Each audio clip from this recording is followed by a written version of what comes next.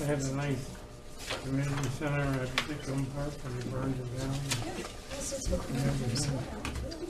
It's destroyed. You know, So then if it's to roll up the harvesting part, it's not going to be quite until it's they wish to do destroyed. the thing with the Norfolk and Women's Club, however that is, and for that, they used to make the hot dogs on Okay, I'd like to call the meeting to order. And today, by the way, is the first time I've ever chaired a commission.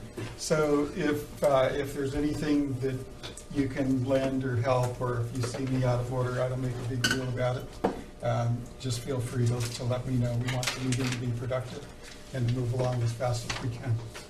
Okay, so the time is 6:04. And we'll call for the Pledge of Allegiance. I have Mr. Robertson to lead us. The date, Mr. Chairman? The date, For the date. Your Honor. And the date is Monday, March 13th. I pledge allegiance to the flag of the United States of America and to the republic for which it stands, one nation, under God, indivisible, with liberty and justice for all.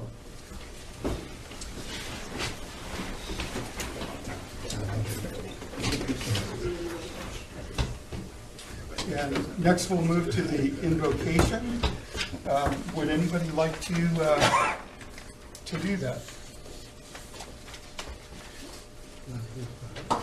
If not, you want to do it? I'll do it. I will do it. Gracious Creator, God, Father, ultimate reality, you brought us here for a purpose. We ask you to be present yourself and recreate our city, guided with a spirit of love, of justice, of mercy, and of safety. Amen. Amen. Okay, and just for a point of clarification to make sure the date was entered, we're beginning our meeting at 6:06, Monday, March 13th, 2023. Roll call. So roll call. Commissioner Guzman, Present. Commissioner Kelly, Here, Commissioner Walters, President, Commissioner Junior Carrillo, Present. Commissioner Robertson, Present. Chairperson Taylor, advice of her absence, which is excused. Commissioner Cervantes, here. Vice Chair Carrillo, Present. Commissioner Elliott. Present. We have a quorum.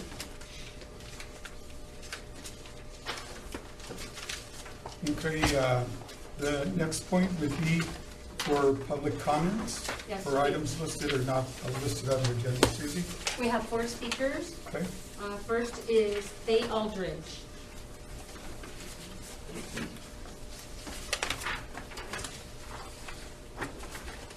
Good evening, Commission. Thank you for having us. We're here regarding the 28th Street between H and Waterman. I'd like to comment on the improvements that were done there. It's coming along very nicely. I just commend you on wanting to work with us to make our community safer. However, I would like to add certain things that could possibly be done regarding that. We like the stripes in the street. We like the stripes on the border. The white stripes with the lift that it gives off the bump. I don't know what they're called, but we appreciate those. And all the way down the middle of the street, it kind of it's getting the traffic under control, but you still have a good deal of those that just ignore. And some of us are going to comment on that. I'm here to talk about the border lines in the street, whatever you call those raised white lines. Even though Arrowview Neighborhood Association extends almost all the way to H Street, they were only given in between East Street and Arrowhead. That's it. When they should be, if you don't want to do every street, I would like for you to consider to do every other street. Because what happens is, once they realize they're only there, they'll continue to speed with the traffic and everything like that. So if you could consider doing the lines, the raised lines, every other block at least, starting at H Street and all the way over to Waterman, it would be very helpful. I'd like for you to consider that. I'd also like for you to consider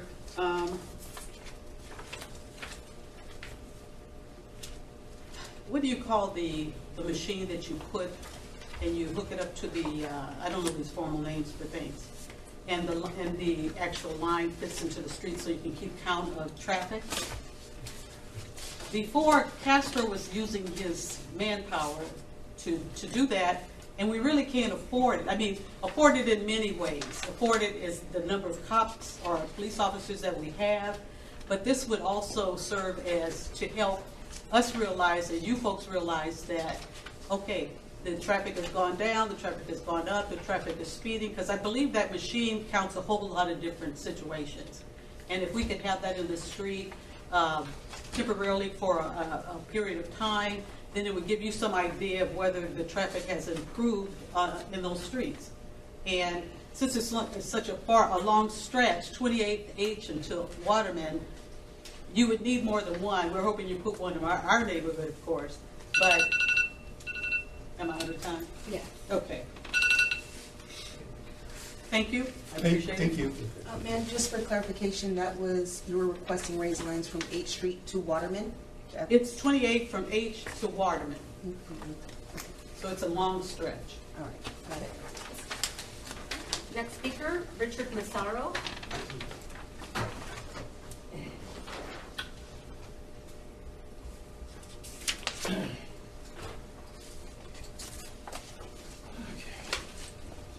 Well, I won't take up much time. I just was going to say the same thing that Faye is basically saying. And I appreciate that you guys put up those raised, painted stripes. At least they're trying to do something, which is good. But they are as ineffective as you can have. The one thing they do accomplish is they make a lot more noise. So when we're trying to sleep at night, we hear the cars going over them. The cars are not slowing down, just so you know. They're going just as fast as they have been. And I think probably maybe even a little faster because it probably pisses people off that those things have been put up, you know. So they're not accomplishing what I know you intended them to accomplish. I know your intentions were good. Unfortunately, I have my laptop here. I was going to take some pictures, show you guys some pictures, because what really needs to be done, there's a lot of, if they were to put dips in our street, which I know is a costly endeavor, but if you'd make it like Pershing is, if you were to drive down 28th Street, go east in the easterly direction from 28th and E, or 28th and Stoddard, and you go east, come up to a street called Pershing, you'll notice that nobody goes flying through there on that stretch of 28th Street. And that's because they have really deep dips, and they would rip the oil pan right out of their car. So the people are pretty smart. They catch on real quick. That's what needs to be done. That's the only thing that's really going to solve the problem as far as discouraging heavy traffic and then also high-speed traffic. And I'll just end with this. I know my time's going to be up. We don't get much time to talk about the things we need to talk about, but that's just the way it goes. But we were standing out there talking about it, and just as we were talking about it, there were cars parked on the south side of 28th Street, and so it left only barely enough for two cars here. And the two cars came down going from west to east, and the one guy was pissed off, so he went ahead and used the lane that's supposed to go this way to pass the car. So here they are passing cars at a high rate of speed, and he ran the stop sign right there at 28th and D, right on through. And that's not the first time I've seen that happen. So it's a problematic situation. Faye had mentioned that 28th and Waterman was an equally problematic situation. You have Woodrow Wilson Elementary School there. I know because I went to that school. But apparently, I guess she had informed me that that a family was killed in crossing that street because it was a partially uncontrolled intersection before. And what did it take for San Bernardino to take action? Kids had to be killed. So, and I'm not laughing because it's funny, but it's a shame that it takes these kinds of things to get some kind of movement because I'll speak for Ruben here real quick. His wife, she walks with a cane. I'm sorry, Rich, you're going to have to cut short. But we do have a commissioner that probably wants to get with you. Okay. Maybe after the meeting or something. Okay. And could you spell your last name for Yes, me? Massaro. And I'm kind of new to the neighborhood. I've only lived there for 60 years. So The commissioner will talk to you after the meeting. Maybe Sure. it'll be a little bit more done for you. Thank you very much. Thank you, Richard. Next speaker is Ruben Pelagonia.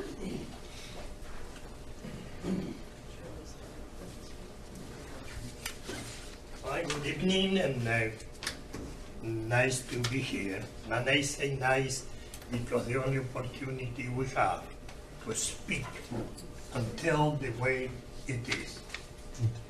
If you don't do what we request in the petition original, we did it with wisdom, and you respond not with wisdom. You respond like, let's pacify these people. And there's no right. Because when we did this petition, there was many people in the neighborhood consulted by me personally and by my fellow neighbors. And we don't get nothing done yet after probably 2 years. The only thing is what is in front of my house. That's true. And what Mr. Massaro say it's not working. I spent a lot of hours watching the traffic, especially last Friday, and I say it's working. What happened, the education from the cars, drivers, got start on H. They start on H, saying no left turn, no right turn, divert the traffic to 30 Street, divert the traffic through 28. Don't let it come to 28 and do whatever they want. Because the only reason they take 28 is to avoid 30. It's the only reason, no, nothing else. They don't live there. They go through Waterman. And the traffic and the freeway stop many times between 3 to 5 or to 7. Be careful. If you do your job right, you will make not only me, all the neighborhoods safer. And I see people walking with a kid and grandkid on 28 on the street to go to school every single day. Do you imagine? I go now, and they can witness. I go now, and I show myself in there. Be careful, and they do too. We got to be careful with not only respect to our position of making decisions. We got to make it happen the way we put in the petition. H to Waterman, and a lot of sign, $30, $50 sign, put it on the street. All right, Please. Mr. Caldillo. We heard you, and just know that we all do our very best. We'll see if somebody can reach out to you, but we do our very best, all of us here are dedicated, and we heard you loud and clear. We hear Ms. Aldridge and everybody. We will do the very best we can. Thank you. Thank you very much. For your comments. The last speaker is John Schollenberger.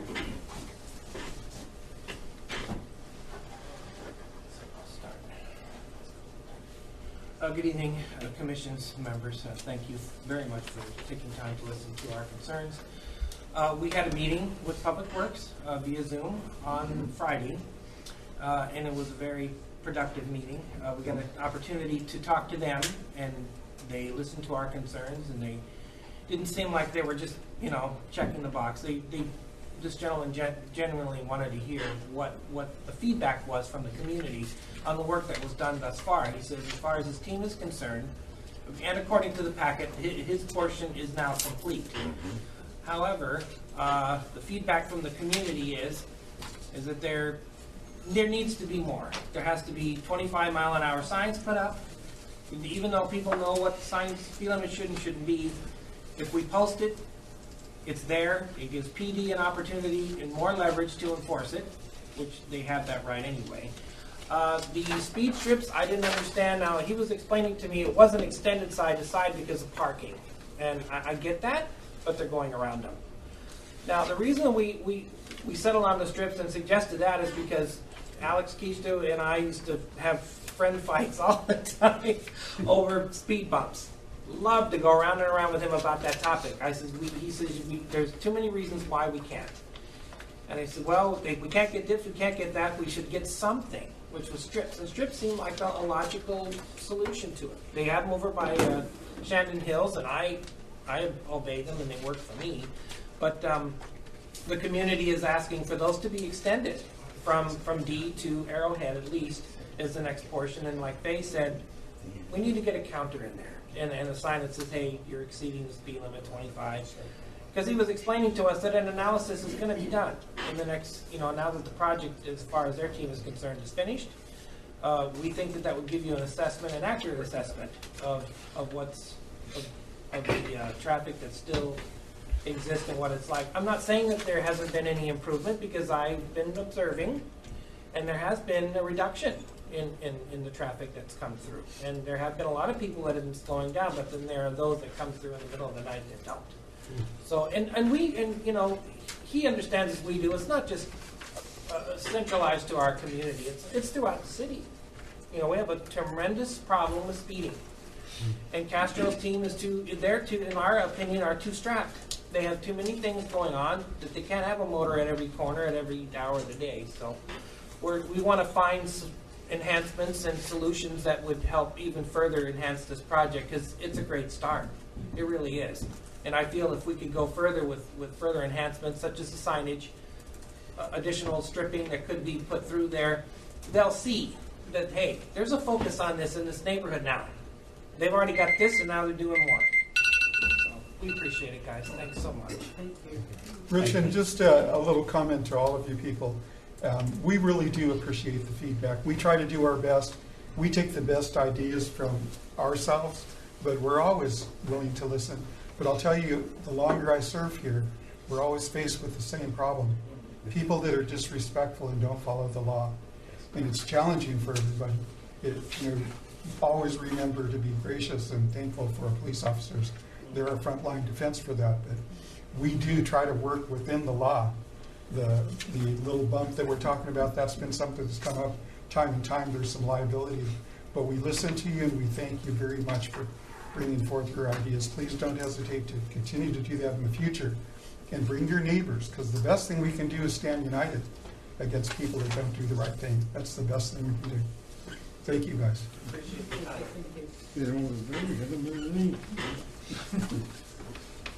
I have one question. They're asking for these specific items.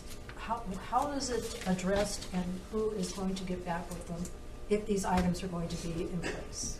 That was Sean Kelly addressing. Mr. Chairman, Yes. Elliot, this item was addressed September 12th, 2022 meeting.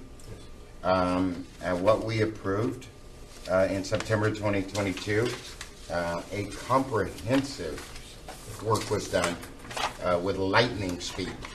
I particularly was taken aback by the fact that we haven't done anything. We actually moved this thing with lightning speed. Projects of this size take years because you got traffic studies and you got this and you got all this stuff that has to be done. PD rushed out, got us the stats necessary.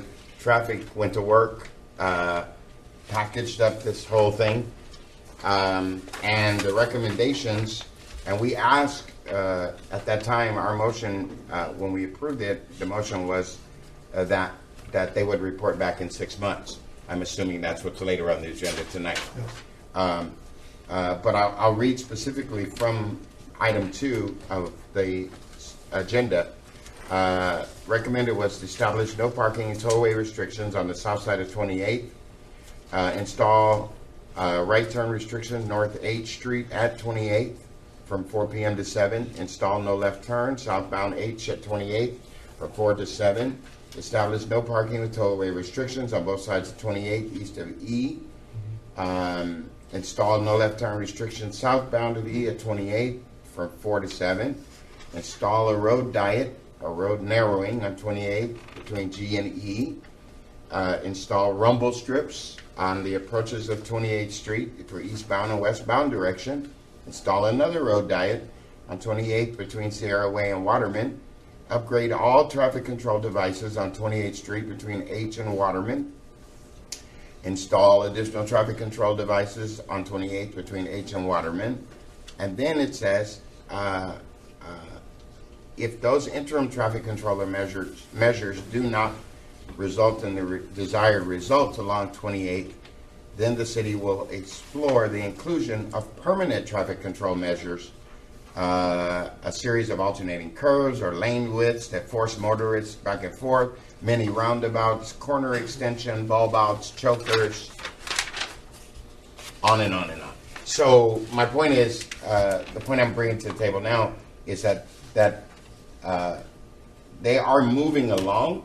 We actually got this stuff done, and they agreed to do it.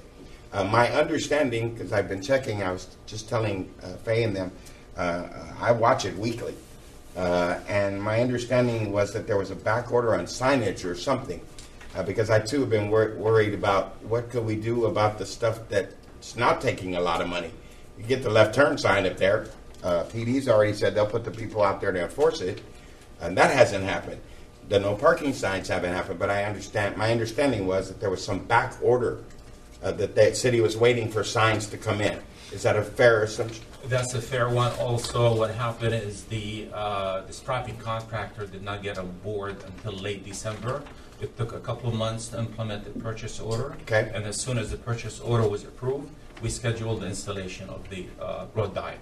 Okay. So, I mean, so my point is, we took what the residents said and we moved it with lightning speed. And then it had to get from us to council to approve POs and all this other stuff. That's done. And so we just asked them to come back in 6 months. This was September. And this is their 6-month report back to come back and let us know the progress. So now we're getting the answers. And the point I want to make here is that what we approved said if, in fact, once all these measures were put in place, then it would get reevaluated. And PD would reevaluate. Everybody would take another look at if this had the desired effect or not. And then, if not, there's also, it's in here. If not, the city would look at the next step of options. So all I'm saying is, for our side, we moved this thing with lightning speed. And thanks to Captain Carrington and Lieutenant Castro, they got the traffic stats, the kind of stuff that you would have to wait for when you talk about installing the little machine. All that stuff has to be waited for to come out, and then however they purge that information out and create it. Instead, what PD did is went out and posted officers at a bunch of different times at a bunch of different days. So we could get a generalization of the traffic stats in order for them to move forward. And they did, and they are. So apparently, what he's telling us is, number one, we didn't have signs because they were waiting on them. And secondly, they just got a contractor on board at the end of the year. The purchase order got approved, so we're only talking about, we're 30 to 45 days into after they got the money approved. So they're starting to move now, and I think the fair thing to do would be, it's about all we can do from this level, is let them do what they promised to do. And then at that point, because it all hinged on public safety, the way we passed it, it hinged on the information that came out of PD. So PD then needs to go back and take another look at it after this is done. And if that is not successful, then at that point PD will say these things were not successful. And of course, from us to City Council, then they move to other measures. And so in all fairness, it may have been 2 years, but we got it in August. Mm-hmm. And in September, it passed. And again, hats off to Azam and his people, because that's a meeting you guys missed in the rain. And I told you they were here with a whole staff with all this work. And so now we are at the 6-month report back, which I think we're going to hear later, the full report. But I think, in all fairness, I get it, and I tell you that I check it every week. And at different times, I've sat at the intersection in the middle of the night. And so I understand, and I've asked the questions, where's the signs? Where's this? And so they say we're back ordered. So that's how I happen to know. But I think the fair thing to do is to let this get done. Let it play out. They just said they just got a contractor. So now, then we need to go back through. And then because of the way we did it through PD. And so then we have to bounce it back over to PD to tell us, you see a difference or not. It's procedural, but that was the only way we could expedite it for you. So I just wanted to clear that up. I know, and I appreciate that, because I'm glad you spoke to that, because you weren't, I don't think you were here the last time I was here to address the Right. commissions. I did commend them for giving us far more than what we asked for, H to Waterman. And so and when we had our Zoom meeting, I wanted them to know that the appreciation from our community for getting this done so rapidly. I mean, we've been dealing with this issue for so long, and so the fact that we were able to escalate this was something major. And I get it, Again, sir, and I just wanted to, I'm glad you spoke to that. yeah, I just wanted to make it clear to you and to the residents of Right. the neighborhood how much work has actually been done Yes, we see that. with, by government standards, Right. with lightning speed. And we moved so fast until they didn't have the signs. Right. Well, And then they're telling us they didn't have a contractor to do some of the stuff they said they were going to do. So the contractor just got on board at the end of the year, and then they had to get the purchase order approved, and you know how it goes. So we're just about ready where you'll start seeing some manifested results that we can use as a barometer. Okay. Unfortunately, it's kind of like, and Captain Carrington will tell you that, I'm like, why can't you do this? Why do I? And he says, listen, we don't get to cite, arrest, handle people because of what somebody said. We have to see it. So that was the thought process of asking an officer to go so they could see it, which gave us the room to expedite. So all I'm suggesting, Mr. Chairman, is that we would let this take its course, its own course. We would derail this process by trying to come in with some new stuff right now, potentially. Sure. When this hasn't proven itself good or bad. That was just my thoughts on it. Commissioner Kelly, thanks for yielding. And we appreciate Terry Elliott for signing on that regard. But I'm aware that it's never moving fast enough for the public. Be aware that we know that. I just have a follow-up question. Yes. If we're waiting for this, for the input of what's going on with this project, when does the input stop? So if the neighborhood has additional input, when do they come back to address this thing? Well, as Terry said, it's right. Yeah, what we did was we're still in the middle of it. what we passed a 6-month report back So- status, so for which those- is on the agenda tonight. Correct. And I guess we'll hear tonight. So we'll see. And then at that point, we could potentially ask for another Commissioner, report back. from the day of the implementation, the 6 months report is Mhm. not tonight, because we need to evaluate after the completion of the road diet. Correct. We'll come back working with PD. Correct. An evaluation, getting the number of citations before and after. Correct. We're gonna be doing turning counts at 28th and H. Yes. So you'll see all these statistics 6 months from. Yeah, no, I understood that. No, Yeah. but what we asked for, Yeah. yeah, what we did ask for was a 6-month report back on the progress and status. That's fine. Well, yeah. And that's tonight. So, And so that's where we are. And if, when we get to the item, Mr. Chairman, I mean, should we want to ask for another report back in 90 days or whatever, that's the will of the commission. Yes. so in response to you, Commissioner, Yes. we're still in the middle of this. That's fine. Yeah, he answered my question. Thank you. Yes. And are you good with your follow-up question? Yep, thank you. Anybody else? I have a follow-up question to Yes. the public. So are you aware of what was stated tonight? It seems like communication is important. Were you aware of the signage problem, that we didn't have signs, that they're backlogged? I mean, we're trying to communicate with you. He gave me that packet, and it's all in there. Okay, Of so, what the expectations, the proposal was. I just didn't know. what the holdup was? The minus of the 20, I was assuming that we wanted 25-mile-an-hour signs included in that packet, in that proposal. Because that's, we can revisit that, we can revisit it again. They went to the other. So we, again, we Yeah. wanted to, like he said, though, we're in the beginning stages now. Terry's right. We're in the beginning stages.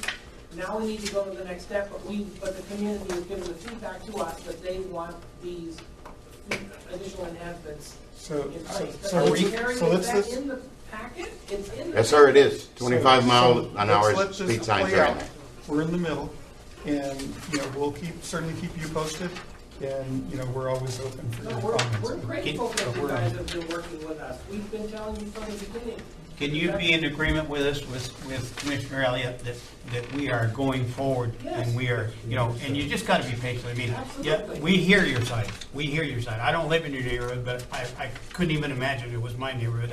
I'd be the same way. But what we're asking is, please be patient. I mean, we move faster than we generally do. So give us a little bit of leniency. Now that you know what we're doing and what we're gonna do, give us a little bit of leniency, like Commissioner Elliott said, to finish the project. We wanted the opportunity to connect with his team directly. We're gonna be working with him. He wants to partner with us for updates. He's given us that opportunity and his team to do that. So this way, we can, if we have any questions, we can direct them directly to his team. This doesn't burden the commissions any further, and then we'll address those issues as they come up, and then if we need to come back, and we will, we'll come back to the commissions team and tell you guys where we are at that point as a community. Mr. Chairman, We're getting that let's- feedback from them. Mr. Chairman, Let's go ahead and. are you recognizing me? Second, Mr. Bill. There is an item here on the agenda for item number 3, and so I would suggest that we come back to regular order, and then we hear what traffic has to say on item number 3, and that we may be just talking about something that's already, we're going to get an answer to. Is that what you addressed that wasn't ready? So you're just asking to move this forward? Regular order, item number 2, sir. As a number 2? Or item number 1, right?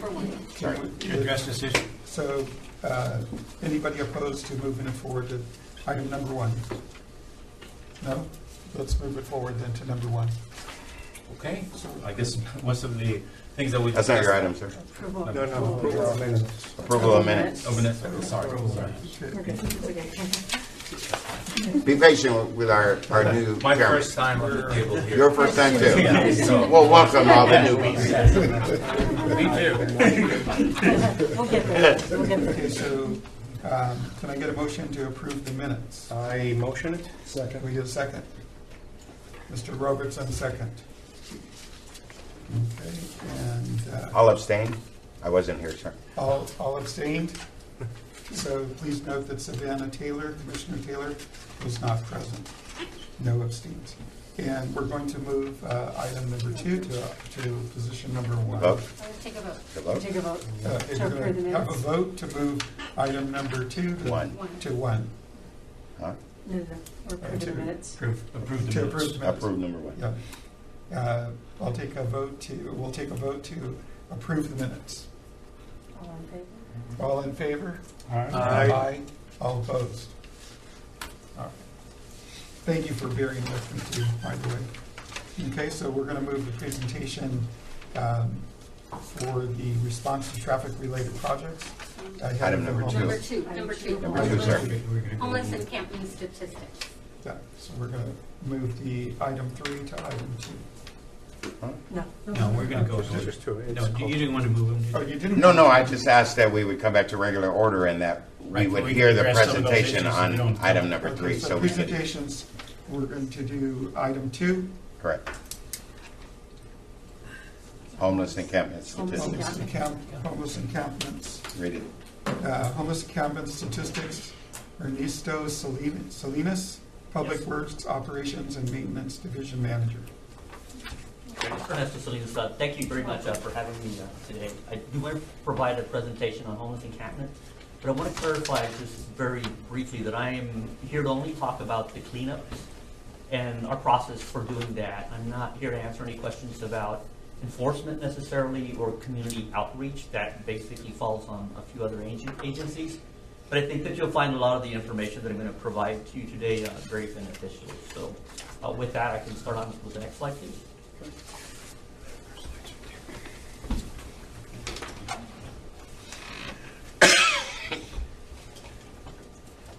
Can we move on to the next slide? Oh, there we go. So this is just a quick overview of what I'll talk about today. I'll give you a little bit of a background of what's been going on with homeless encampments. I know you might have quite a bit of questions. Then we'll talk a little bit about the staffing that we currently have and the upcoming staffing that we're projected to have. I'll go over some statistics, and I want to emphasize that these statistics are going to get more detailed as the program continues. But for now, we have data that extends on back to September of 2022. And then we'll also talk a little bit about our upcoming efforts.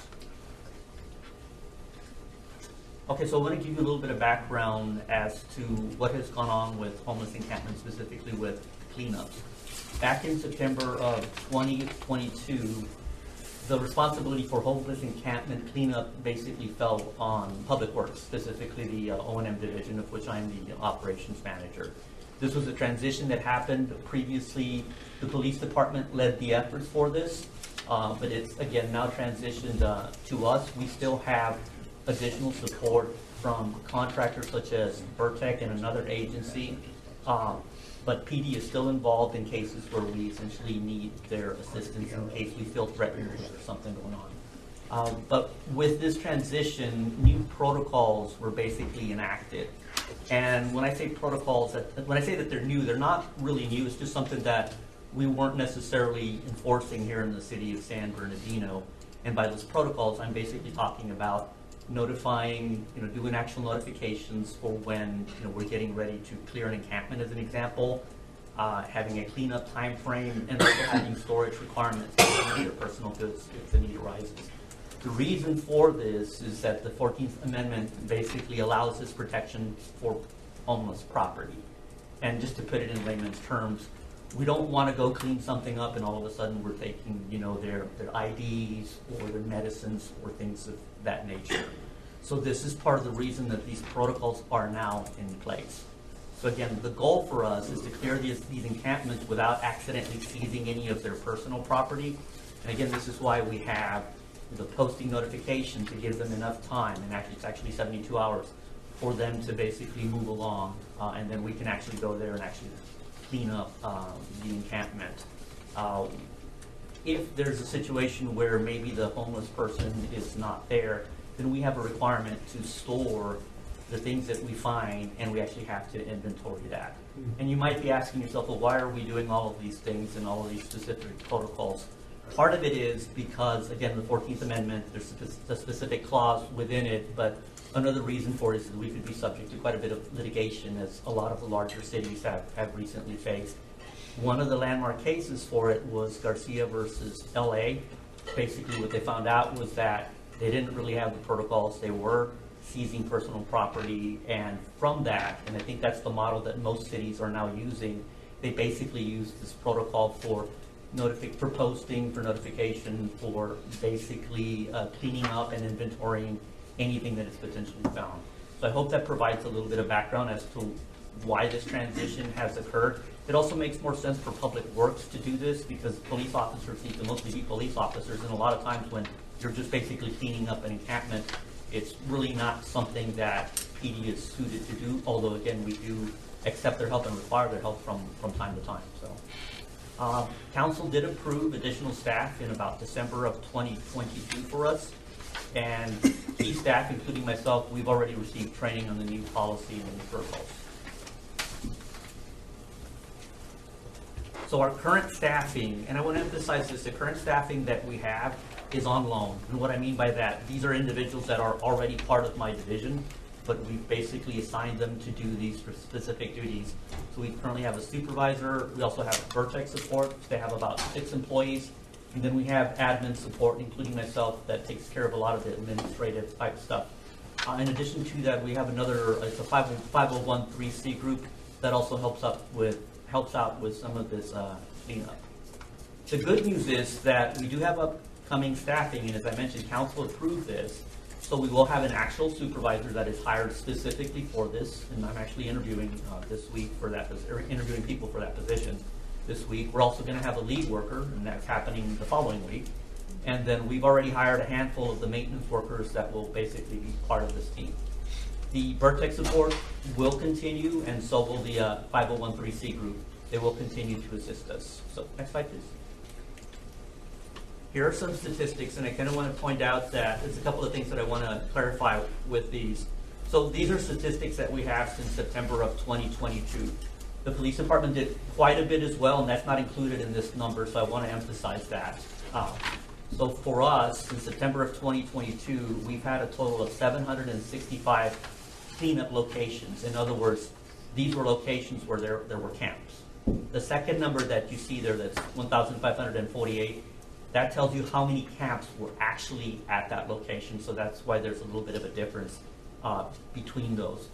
I also have to emphasize that a lot of these locations and a lot of these numbers, especially when it comes to camps being cleaned up, when I say it's a duplication, maybe that's not the right word, it's just basically the camp return. So it may be that the same camp returned a week later, and so that also counts, or that figures into that figure. So you can see there, we've been pretty busy, 765 locations, and since September of 2022, we've had 1,548 cleanups. I could probably get you numbers as far as volume of trash and things that we pick up, but even if you just added, let's just say 10 cubic yards per camp, that's quite a bit if you just did the simple math on that. So next slide, please. So some of our upcoming efforts, our increased staffing will allow us to basically post additional notifications and work on weekends, which is going to improve our process quite a bit. It's also going to increase our data collection. We'll be able to log things a bit, be a bit more detailed in doing that. It will improve our work order management, and we'll be able to essentially respond a bit more efficiently to the requests that are basically coming in. I don't want you to think that we're not doing that right now. We do take photographic evidence right now of every site that we clean up. We also log work hours. We provide daily reports of all the camps that were posted and the things that were cleaned up, and that happens on a daily basis. And then we also process citizen requests for cleanup. So those are, again, some of the upcoming efforts that are coming with this. That was essentially the presentation. I did want to also add a couple of things that aren't on the slides. And again, it just strictly deals with our cleanup efforts. We do have some hot spots, and we're very familiar with those hot spots. Obviously, the parks are an issue right now, and they are being posted almost weekly. And we go back and we clean them up within the 72-hour notification, but it is a challenge because we're continually returning to these areas. And I know there are efforts underway. They're not completely done at this point to deal with that issue, to address it perhaps a little bit better as far as the notification process goes with the parks.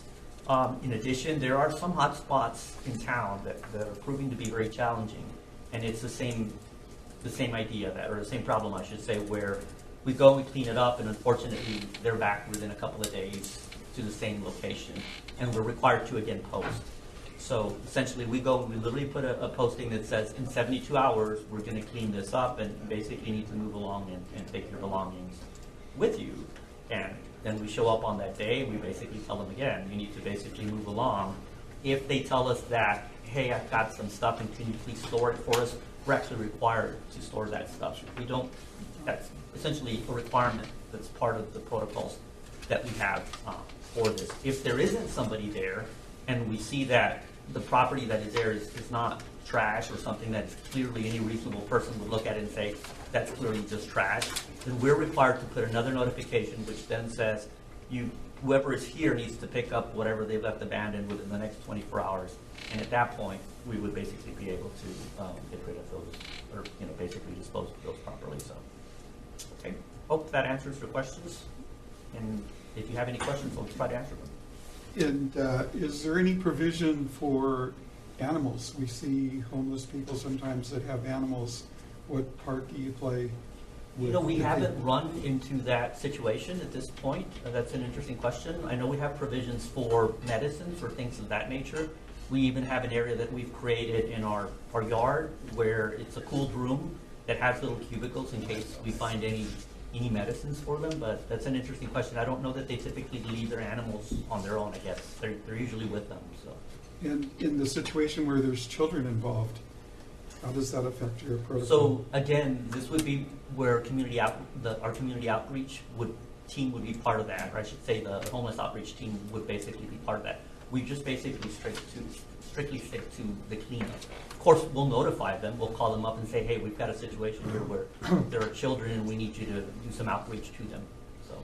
Okay. And any commissioners? The chair recognizes Commissioner Cervantes. I wanted to comment that this was very good because just this little presentation you did would answer a lot of questions at our meetings when we have everybody questioning, why aren't we doing this? Why aren't we?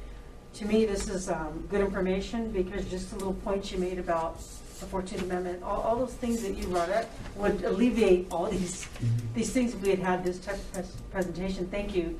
I'm going to take this to my next level of the neighborhood. It's our pleasure. Again, the main thing is we don't want to take something that belongs to someone and they consider it to be, especially if it's essential, because you're going to create issues for someone if you take their only ID as an example, or God forbid you accidentally take their medicines and get rid of it. So I think that's the big basis for a lot of the different protocols that are in place. Very good. Chair recognizes Commissioner Robertson.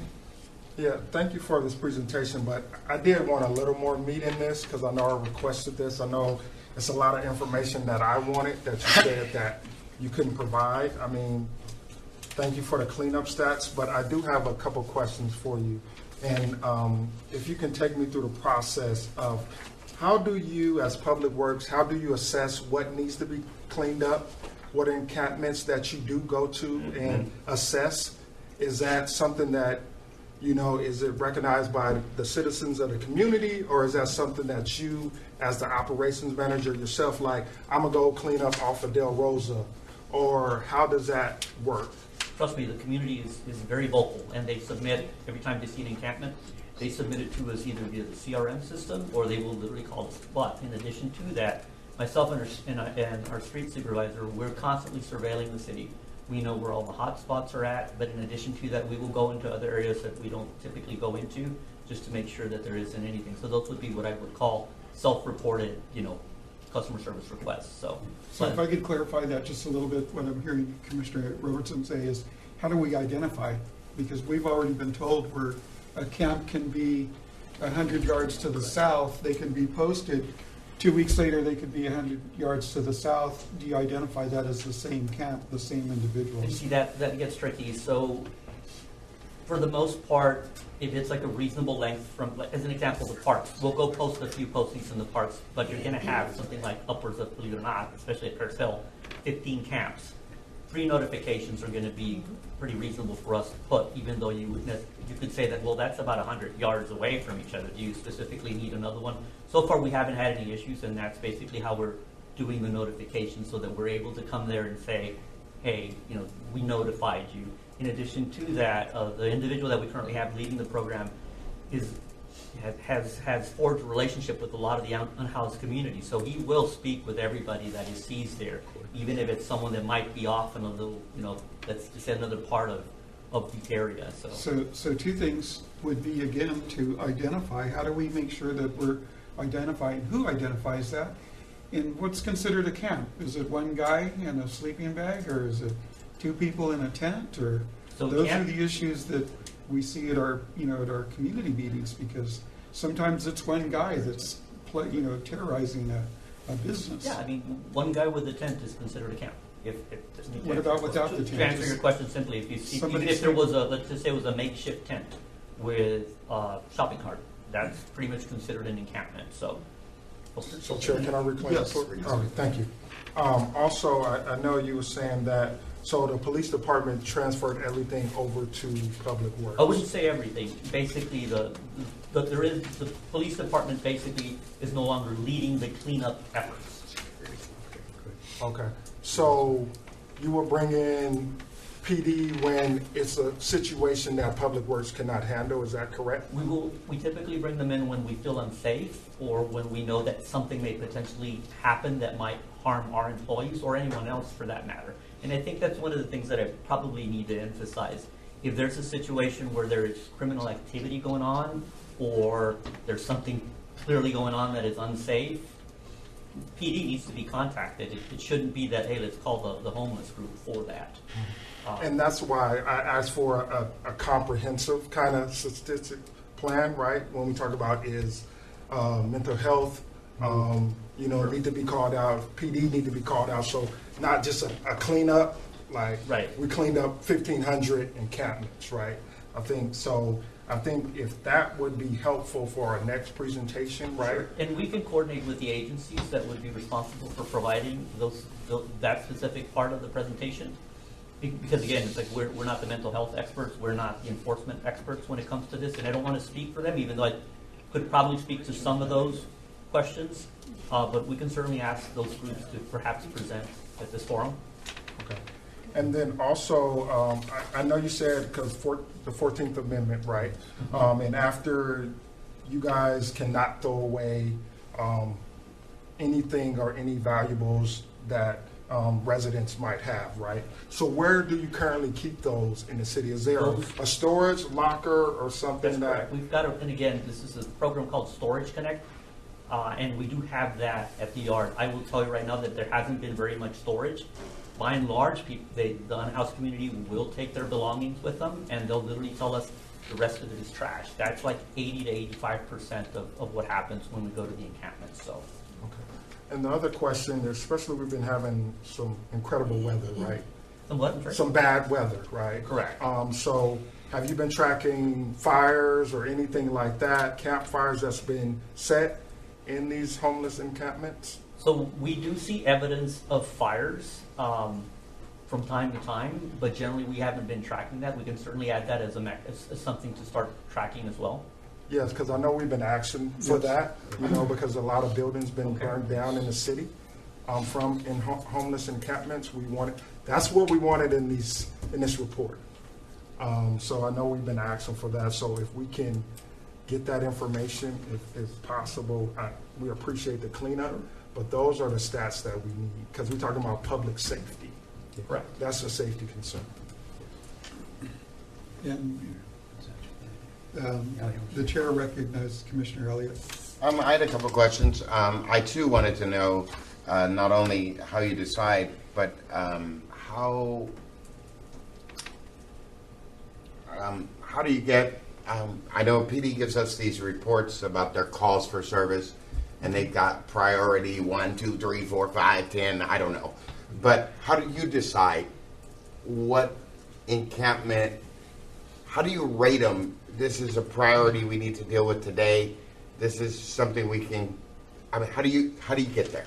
So again, I want to emphasize that we've had this program since September, so we're still sort of in a transition period. Okay. But however, I will tell you that the CRM system is pretty good at providing us with all the different locations. Okay.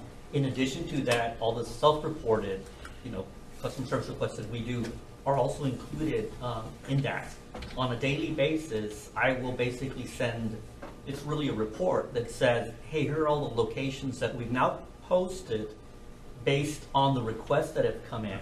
And then we also will list on that same report all of the different locations that we cleaned up. Okay. And each one of those line items will have, hey, there were 5 camps here, Right. there were 10 camps here. So it's fairly detailed, even though we're just kind of in the... So you're just starting to build a database Correct. that you'll And be it's able to gonna- look and back it's on only gonna later. Correct, and it's only going to get larger, and we're going to have much more detail to it. How many staff do you have on the team that does this? That does what? This the- cleanup stuff? The entire cleanup, it was in there. Basically, again, I want to emphasize that they're on loan. We have a supervisor, we have an additional person that helps that supervisor. 8 people? Vertec, correct. Vertec has about 6 people, and then there's another group called CEO Works. It's a 501(c), and they can have upwards of 8 to 10 people. So as a rule, as a general rule on a site, on the site, Or- you could easily say that you're going to have about 10 people there. So. Okay. And of course, they've got Vertec loans us out their equipment too, so they have one of their large rear loaders or garbage trucks. That's part of it as well. so if these sites happen to be on not public property, some vacant lot that's privately owned, does the owner have some responsibility? So that's actually a very good question. This actually then goes to code enforcement. Okay. And then code enforcement will either contact the owner or they'll make a decision that this is dangerous, and then they'll authorize us to basically move in. So it's a very good question. So you can't just go. You We need a can't just go. property Correct. owner to do That's it. correct, and that's actually a very good And the point. public needs to know that because they assume that it's on a vacant lot. Well- PD and the city should just go in there and go crazy. And the reality is, the law is, No, but it's a very, very good. very good I'm point. very serious. Yeah, very The good the point. law is that if this is somebody's private yard, you have no business in there without permission. But I will Am say right? this, even if that is correct, but even if they call us and it's like a private property, we're not going to say, oh, that's private property, forget you. We will basically then refer to code enforcement, which in turn gives us the authorization to go in there and clean it up. Okay. And I was going to ask you, what was the level of cooperation between code enforcement and PD as to what you have to do?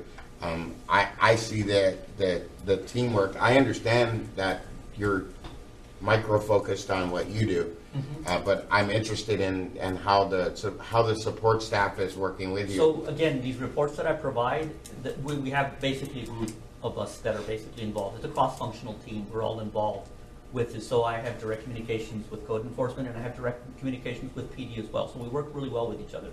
I know that the DROs do a lot of work out there on this side, and I was interested. Like for instance, let me create something in my mind. There's a homeless encampment, and so there's potentially some private property, and there's a bunch of cars around it. Maybe they're unlicensed, maybe they're expired. I don't know, because a lot of people sleep in cars. Okay. Sometimes all of these things interconnect. And my question is, just how was that relationship, and how was the responses from the two agencies? Sure. So I'll give you an example. This actually has happened where we might have RVs that don't have, Right. they're not licensed. Hallelujah. And you see them parked, somewhere.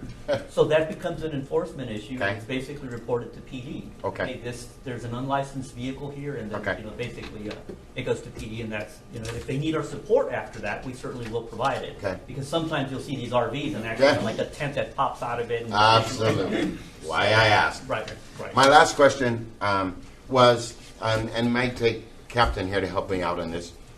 So if we have a law, and the law says the park closes at 9 o'clock, I can't go in there, or I'm subject to getting a cite or something. Yes. If we have a law or an ordinance or whatever it's called that says the park closes to everybody at 9 o'clock. Correct. It's my time. I don't know what time it closes. Can this be approached from a enforcement standpoint rather than a counseling standpoint? So it's a tricky question, and I think that involves precedents that we unfortunately set. So as an example, you know, if we've never really enforced this, it becomes a little bit of a legal question, but we are working through this, and I think we're going to have a solution very quickly, or soon I should say, to that very question, because you're correct. Every park has a blue sign that has all the regulations, and it says no encampment, no overnight parking, or the park closes at, you know, dawn to dusk type of situation, and that should realistically be enough. But there are some legal questions with it because of some enforcement issues. I've been at the park with my 2 grandsons Correct. and got chased out. Right. Yep. That's correct. So. Now, how come I get chased out Correct. and everybody else can stay there? It's like I mean, I'm serious when I ask the question. If we pass a law, and Captain, maybe you can help me because it's law enforcement. If the law says that the park is closed to the public, and I know, honestly, Councilman Alexander is the guy on this about park closures. If the park is closed, gates, locks, security guards, everything. From a law enforcement standpoint, can you enforce the law? That's a touchy subject. Is it yes or no? I wish it were that simple. Unfortunately, it's not. So can you enforce the law? That's my question, number one. And again, this is still being reviewed by our legal services. However, I will give you 2 examples of where we are doing that.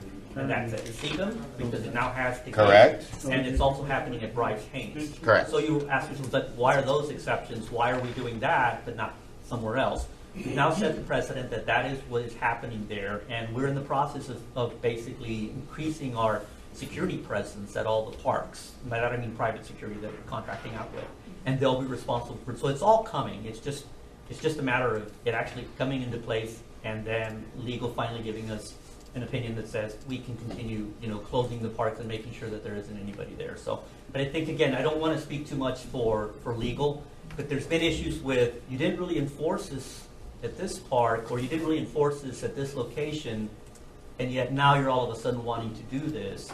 We don't want to subject the city to litigation and give anyone an I opportunity get to that. say, yeah. My question is directed to the law enforcement agency of this city. And the question is, let me try it this way. If the speed limit is 35 and I'm going 36, can you write me a ticket? Can you? You can. Okay. But there's a difference. Hold on. Let's work through this. If the park says it's closed at 9 p.m., can that law be enforced? Now, let's not get into the spirit and the political and none of that. Can it? So what you have to take into consideration is the statutes. If you speed, that is a vehicle code violation. That is a state infraction. Okay. If you violate you're hanging out at the park after hours, that is a city municipal code. Okay. Those are civil penalties. Okay. There's a difference. Okay. We're working through the minutia. He's I trying get it. He's trying to get Okay. that resolved, but it's a lot more complicated. So the truth is, then, at this point, PD really hasn't got limited. The legislators has made it known it is not illegal to be homeless. Okay. And police Well, and I agree with are that. to step out of, and that's why the transition occurred in September in the first place. Right, and I think that, I think the main thing here is to make sure that we have all these protocols in place. We completely hear what you're saying about the parks, and it might seem like, wait, this doesn't make sense, but And I want to be clear on the record that I'm not challenging you. I'm making you explain it because the public wants to know. right. So I'm really not challenging you, No, but no, I'm it's not. asking you a question that the public it's not making sense to the public. Sure. If we get chased out with our kids, and respectfully, I'm a pastor, so I'm compassionate. Respectfully, if someone who is unhoused can just go anywhere they want to go, Right. and I have to subject myself to the rules. I'm just, again, I'm asking not to challenge you. I'm asking so it gets fully explained because people can't understand. And what we haven't gotten for the last 5 years at least, are answers or explanations. And we get it. I do. I get it. But the public is asking the question. We see council pass the ordinance. We see the rule.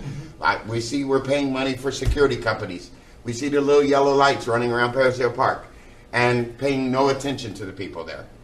We see them in Wildwood. Nobody does anything. And so people are saying, well, what are we doing?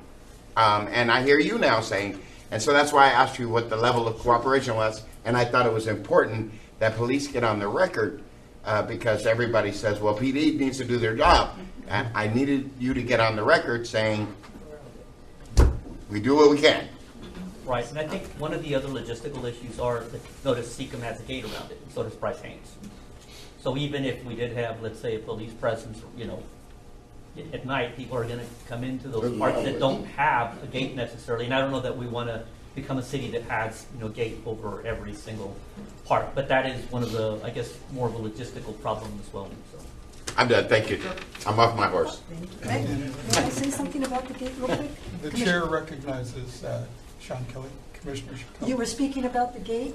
I'm looking for a gate around Paris Hill Park. You already set precedent, like you said, with Second Lake. There's a gate around Roosevelt Bowl inside the park and all that. How does the Public Works feel about putting just a gate around the park? I can't speak to that, but I think there were discussions about having a gate. No, I mean you're talking about Paris Hill? Yeah, I can't speak to that, but I know that there were discussions about that. So we have been going, so Daniel Hernandez, Director of Public Works. So there is ongoing discussions with the Parks Director. Okay. And for us to program, because that is one of the parks that we've identified that for a need for a perimeter fence. Yes. So it's in discussions at this point. Yes, it is happening. Yeah. And I'd like to make the point again on the clarification of the location versus the identity, because to the public, if I see a tent in a location and you call and you move on it, and I come back the next day and there's another tent, but it's different people, to the public, we don't make it's the same. I completely understand what you're saying. So are you clearing the location when you post? We're clearing the location so long as any reasonable person will say whoever was there saw the notice. But if it's, you know, you removed it, but then 24 hours later someone else shows up, they're also going to get another notification, unfortunately. That's basically the way the process So the 72 resets. It does reset, unfortunately.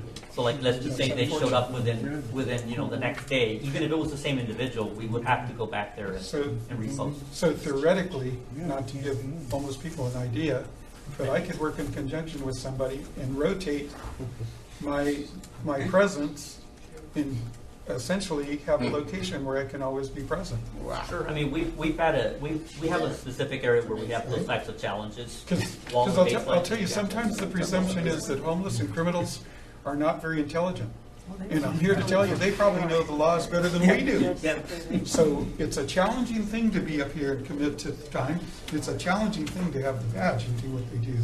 But we have to, at some point, there has to be something said for the behavior of the people that are breaking our laws. I think that's what, right? I can go to the park and I get chased out. Yes. And somebody else can't.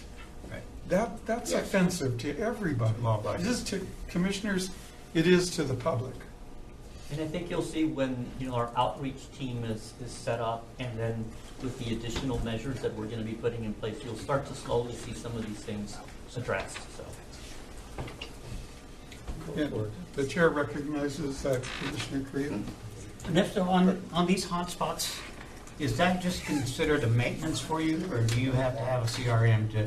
I mean, like La Bodega, you can go there every other day. Thank you for asking that question. We know the hotspots: Wall Baseline, the encampment that happens behind the Walgreens, Bell Avenue, Bell Alley, and Bell Avenue is another example. Paris Hill, Meadowbrook. We know the hotspots. So whether CRM comes in or not, we're going to go to those areas. That's part of your maintenance. That is right. But again, our citizens are very vocal. We still get repeats or multiple requests, I should say. But yes, we do check those hotspots. And as a follow-up to the question that I posed before, where in conjunction with another homeless person we could rotate, is there anything that would say that if I get posted to leave in 72 hours, that I at least can't go back to that location? That would help. So that's one of the challenges. Typically, they will move along and they won't come back because they'll know that this is going to get posted and it's more of an inconvenience for them as well. It's like, I've got to move along again. But ideally, what should be happening here, what will be happening is that they will be offered services. They will be given that outreach so that they're not, out in an encampment, and they're actually receiving services and the help that they need. And I think I want to make sure to emphasize that, because I don't want it to seem like we're just so completely heartless and it's like, just move on. We've dealt with a lot of the unhoused that, they will take help, and you tell them, hey, here's some services for you, and they're happy to hear that. But I think sometimes it's very frustrating because you still see the encampment, and sometimes people won't see the actual person that's there that is asking for help. It's when you don't let them know that, well, there's no services, that it becomes an issue. But I'll just tell you from the community standpoint, it's the encampment that we don't like. We don't. Correct. Yes, as a compassionate person, we care about the people that are unhoused. Right. But from the purview of a homeowner, when we see an encampment, we see trouble. We see our property values getting lowered. We see safety issues. So I appreciate what you're saying, but we need to pay attention to the fact that the encampment needs to be addressed and moved along. Commissioner Guzman. Thank you. I want to thank you for what you just presented to us. Yes, I did find it informative but brief. It sounds like this item might be necessary. We might need more in the future. I think we should follow it. Listen, this is so interesting. This is actually the intersection of mercy and justice and public safety and blight. Balancing all of those, I'm sure, is your work day to day. Mercy and justice, and I do remember that Mayor Tran. This is her one of her initial activisms, if I may say that. I appreciate what I'm sure council members are active to us. I appreciate, especially your explanation to us about the 14th Amendment. We as community members, house owners, we have rights. But I'm sure that we are citizens, and I'd like to imagine that some of the homeless people are also citizens. I appreciate the balancing of rights. I am concerned, in addition to what I just said, I'm concerned that other municipalities, people that are not our citizens, might get attracted to our city instead of theirs. Correct. And overpopulate our services. Well, they don't use our services; they just use our spaces.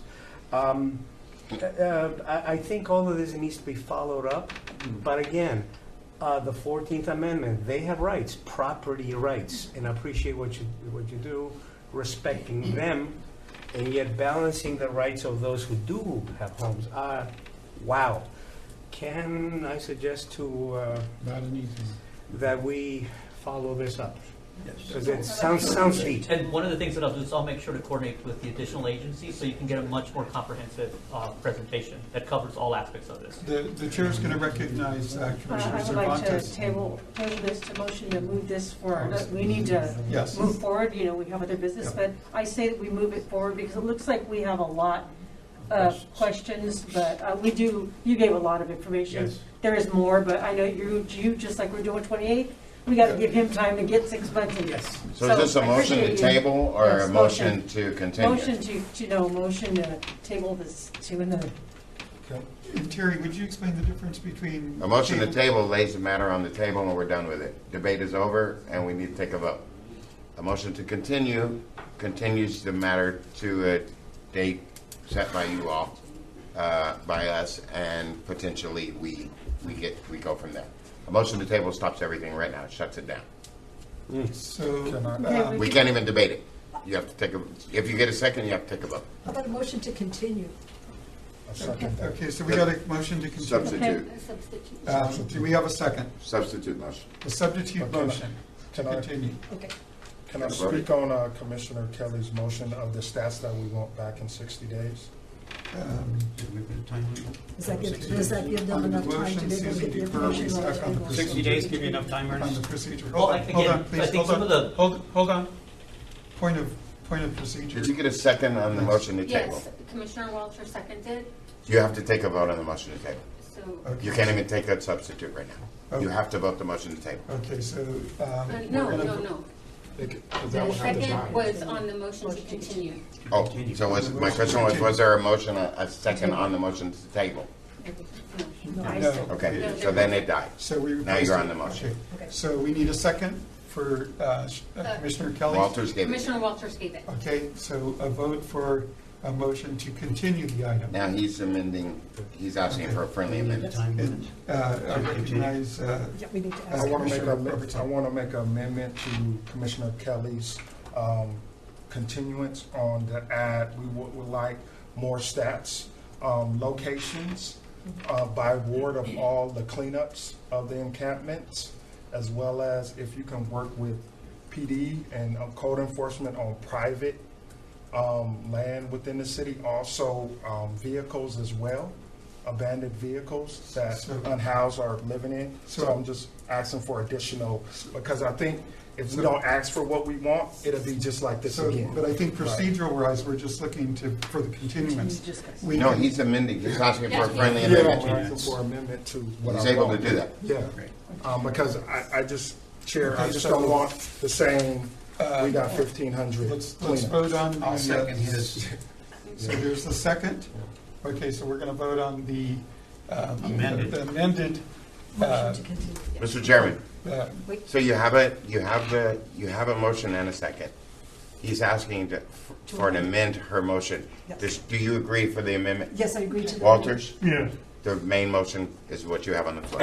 You don't need another vote. So we don't need to vote. Okay, You need to vote on her motion. Do we need a time limit though? No, we need. He said 60 days, that was his Oh, friendly okay, amendment. okay. Does that give them So enough that time? gives you So enough we time? vote on So, the in answer to your amended. question, Okay. it will give me enough time, but I will include the other agencies as part of it. That way it'll be a bit more comprehensive. I don't want to be answering questions from them, basically. I believe, sir, that the motion was to just report back in 60 days. So He wants we've got- more data. we've got the motion. Tell us what you can We gotta get us together. Move along. Captain Carrington, did you have a? Just really fast with that last motion, just from being a part of this Sure. commission for a little bit, the buildings was one of the things that was touched about, like building fires and things. I don't think that falls in their shop. I know former Chief Mejia, before he retired, kind of addressed this one multiple times. He can't tell you what was exactly. We may suspect that this is a fire caused by the unhoused, but we can't say for sure without evidence. And I know for a fact, he again addressed that multiple times, that he was unable to provide that data because we suspect it and we may feel like it is, but without evidence, kind of similar to what Terry was saying earlier, or a witness saying, yes, I saw that unhoused guy right there do it. We can't provide that type of data. So Captain Carrington, question for you. The old, I think it's the Shriners right off of University.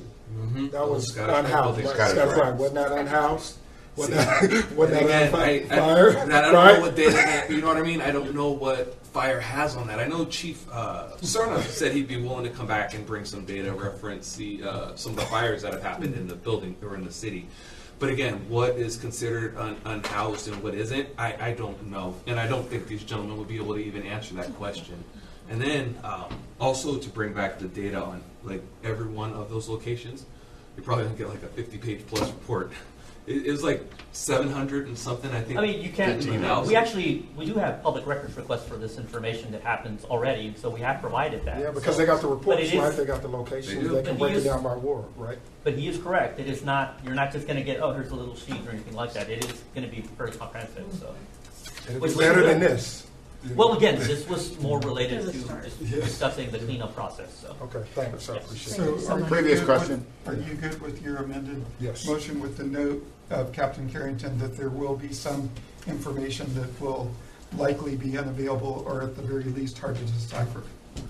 Yes? Commissioner, are you good? Yes. Okay, Very good. so let's vote on that amendment. All in favor? Aye? Aye. All opposed? Nay? Motion carries. We're a handful. Thank you, sir. your project.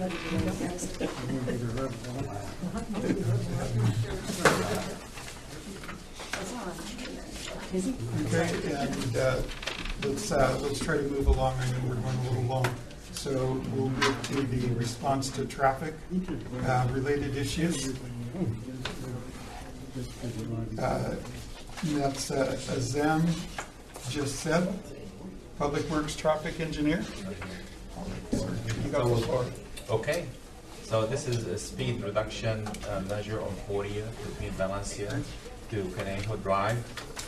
It's the same concept as 28 basically, but this is more challenging in addressing because there's no friction, meaning when I say friction, there's no parked cars on north or south on 40th between the limits that we talked about. So I need a little bit more time to develop a road diet and come back to the commission in April. But what I did for tonight's meeting is I provided in your packet a collision summary report. And that report is from 2016, 2021. And just a brief summary of what the type of collisions that we have seen in this report is 4 broadside collisions at 40th and Harrison, 40th and Gabriel, actually 2 at 40th and Harrison, and then 1 at 40th and Valencia. It's kind of hard to imagine there's a broadside accident at 40th and Valencia because we have, the intersection is freeway stop sign control at that location. So somebody must have ran the stop sign at that location. Good night.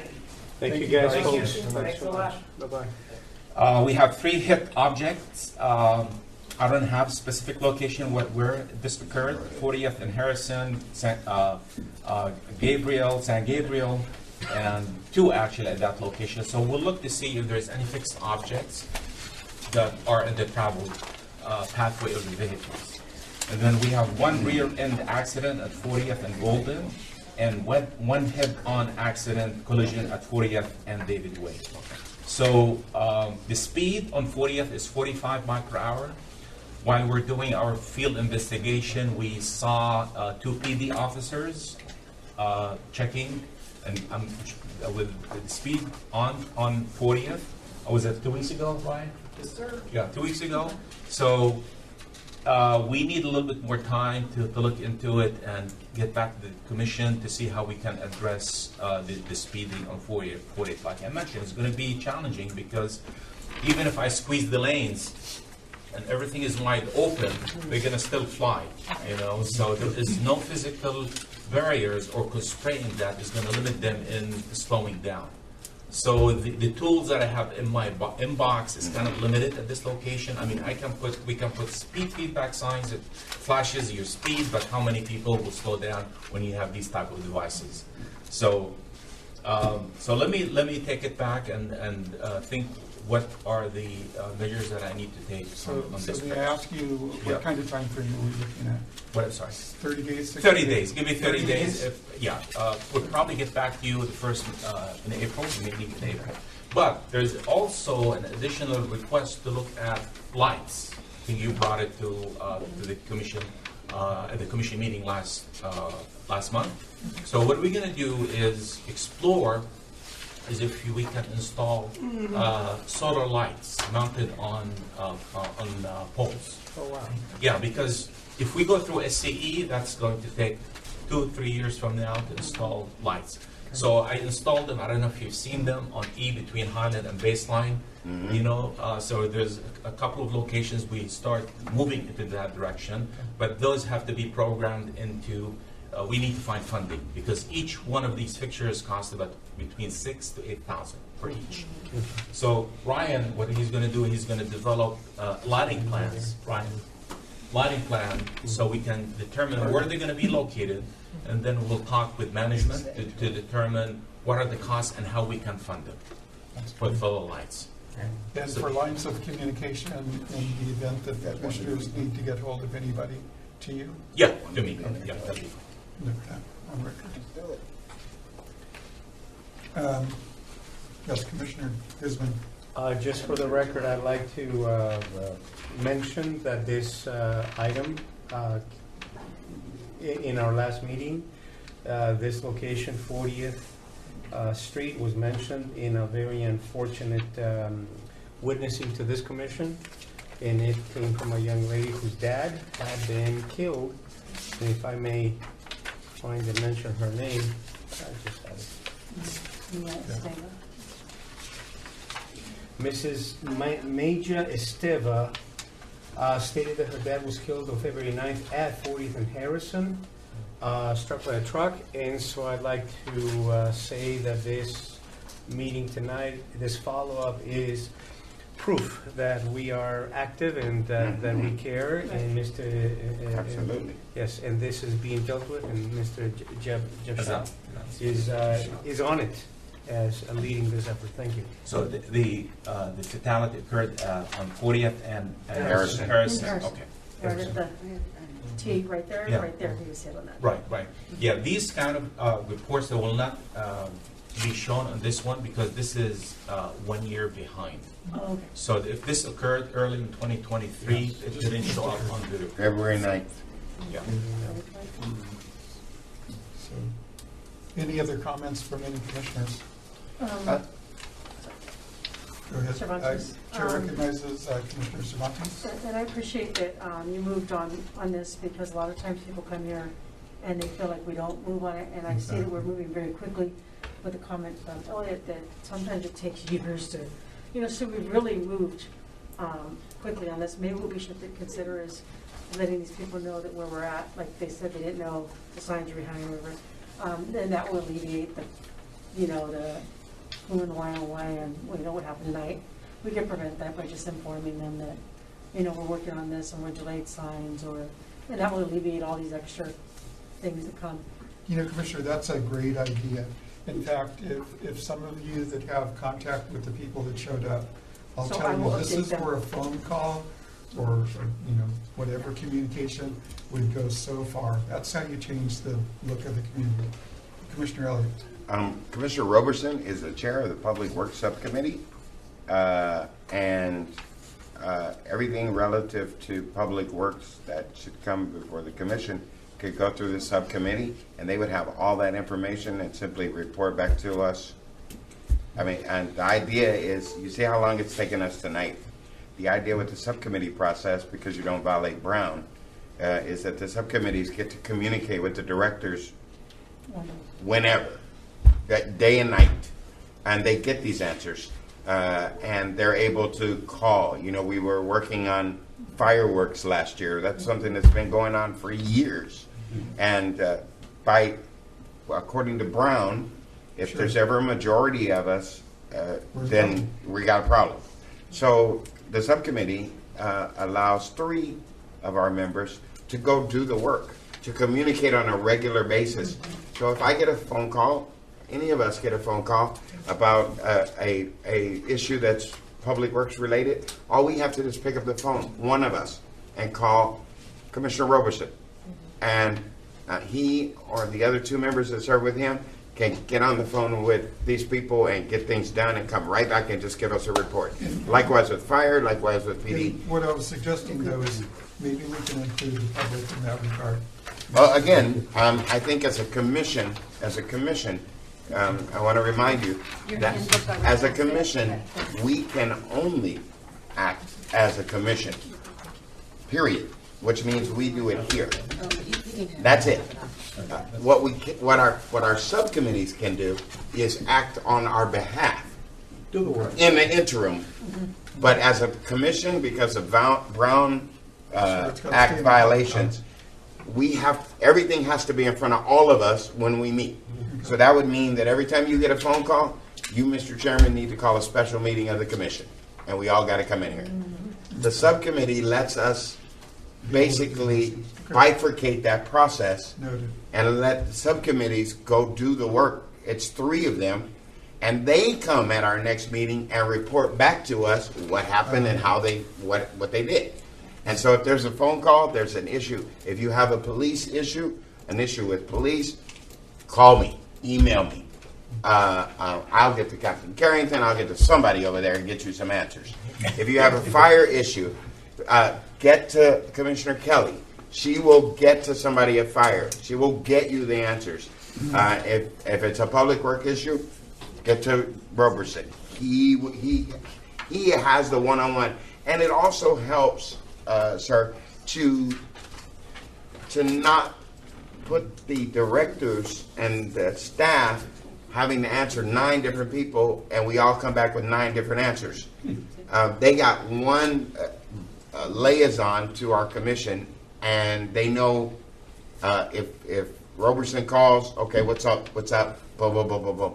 What we have to do is relay that information to the appropriate subcommittee chairs. And so are you saying, though, that, say in the instance of Commissioner Robertson, he could reach out to the community member that came to? Well, what would happen is, I happen to know it because I called Alex when he was still here. I called Alex and said, what's going on with 28th Street? And he said, we're waiting on signs. So I appreciate the intercommunication between us. I'm asking that the public. Correct. We need to change the way you heard it tonight. So what I was saying to you, sir. Said we don't do anything. We do something, but sometimes we're not in the process. So what I was saying to you is that I called, and then I came tonight and reported what they told me to all of you. And then they changed their response when I reported it. But any of us are not allowed by law to go and report stuff out, even to the public, without this commission's blessing. We only have the authority of a majority vote. Now, the truth is we can do pretty much anything we want to do, as long as we vote to approve it. But it requires all of us to do that. But I can't get on a wild horse and take off and say, I'm the commissioner and I need you to, I can't do that. I need the commission to say, yes, Elliot, you can do that. Otherwise, we're in violation of the law. And so that's all I'm saying. So but the subcommittees can, because it takes majority of them. It's 3. 2 of them can agree, and they can push to order. Because we've empowered them with the subcommittee authority. So they have the authority of the commission. So meaning they could reach out? Yes, okay. absolutely. That's all I'm Get the asking. information to him. Is we So should he have can an reach out. avenue to Well, that's let the the main public thing know. is the update, because tonight, until you updated that, it was a different, they were upset, they were kind of a little bit confrontational, like, hey, you guys did this, you did, then you updated, but had they been updated before, we wouldn't have had this tonight. I probably could have got you that information last time, but I'm sorry, I had a funeral, and that's why I wasn't here. But I did call and ask, because I know the traffic issues. I've gotten the PD side of it on 28th Street. And so I flipped back to call Alex to say, what's up with the signs? Where's the no left turn sign? Because I've been asking them, when is Harvey and them going to get out there and do something about these people turning left where they're not supposed to? And he said, there's no sign up there. And I said, okay, duh. And then I called Alex and said, where's the signs? Commissioner, they're on back order. We're waiting. Da, da, da, da. Okay, great. So I was prepared to come back and tell you all that. And then I had a funeral and I missed. And as a consequence, I came tonight to say it. And while, and that's why, respectfully, I took a bit of offense personally when the young man said, you guys do nothing. And I was like, and I don't want to go there on the record, but that was my point. So we are able to get stuff done and get messages out. And I hear you, Commissioner. And, we should always be lifting our own selves up, because all of us, whether we do it a different way or a different style, all of us are here to do one thing, and that's to make our city better. Correct. And it takes a lot of effort. We're not paid. Right. We're here on our own time. So, but we have to be careful that we don't run afoul of the law. Absolutely. And that's all I wanted to say tonight. I'll tell you, though, when I look at, I never wanted to be anything. I've been asked to every point from anything that I've ever done has been because community or somebody has asked me to do it. And the greatest need that I see out there is the communication that was mentioned. What the public thinks we do and what we can do and what we legally can do is 2 different matters. And we just need to let them know that we care. And if we do that, we're miles ahead of the game to begin with. And then if we can build their trust, I think that's the best that we can do. to work within the parameters of all the restraints for whether it's PD or public And at works. the same time, we can't give the community false hope Right. that we have all empowering power, because we do not. Right. The bottom line, the extent of our authority.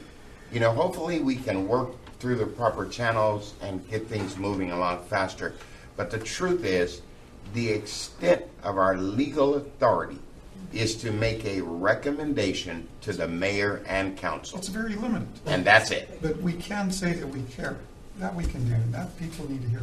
The chair, And I'm sorry to take your time from your Chair traffic. recognizes- What I wanted to ask you while I was reclaiming my time, do we have county pockets right there? Are there county pockets in that? On 28th, no, there's no county. No, on 40th. Or 40th, no, 40th, no. Don't we there's have not. some The county only- pockets? The only section you have is the flood control channel, That's right? it, just the wash, yes. And we're not follow Caltrans on Waterman? No. Okay, so that's all us? Yes. All right, and I can tell you factually that people do not stop at that stop sign of Valencia. Yeah, it's going to be challenging. You better stop and get out of your car and look. And there's or you flashing will get hit. beacons. There's flashing beacons too. It means So nothing. it means nothing. Yes. Yeah, it means nothing. No, you're right, they don't stop. Okay, we need to move along, but the chair recognizes Commissioner Gonzalez Carrillo. My question on the subcommittees, that was a question I had because I'm brand new. I was going to ask them how it works. The problem I have with this is I felt just like the audience today when you shared, because you shared stuff that I didn't have a clue. I felt just like they did.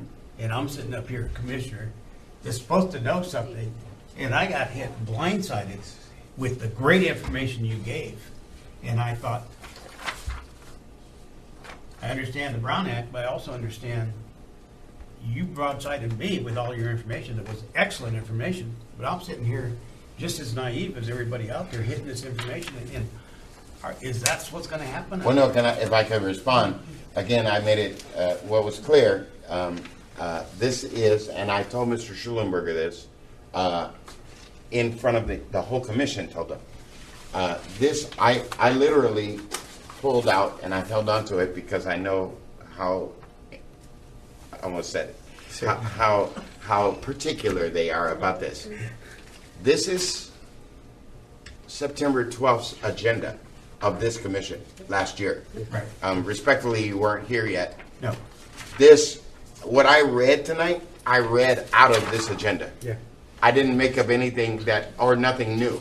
I literally read out of this agenda and reminded them that we ask them to come back in 6 months and report back, and they're here.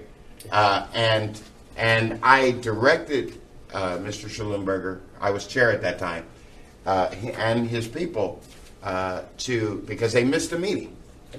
It was raining, but Azam and Alex and them came in here with a ton load of people who did all this traffic engineering.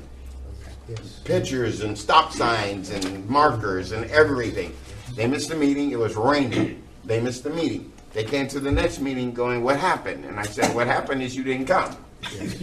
So I directed them to go back and listen to the tape and download the agenda packet, which had everything in it.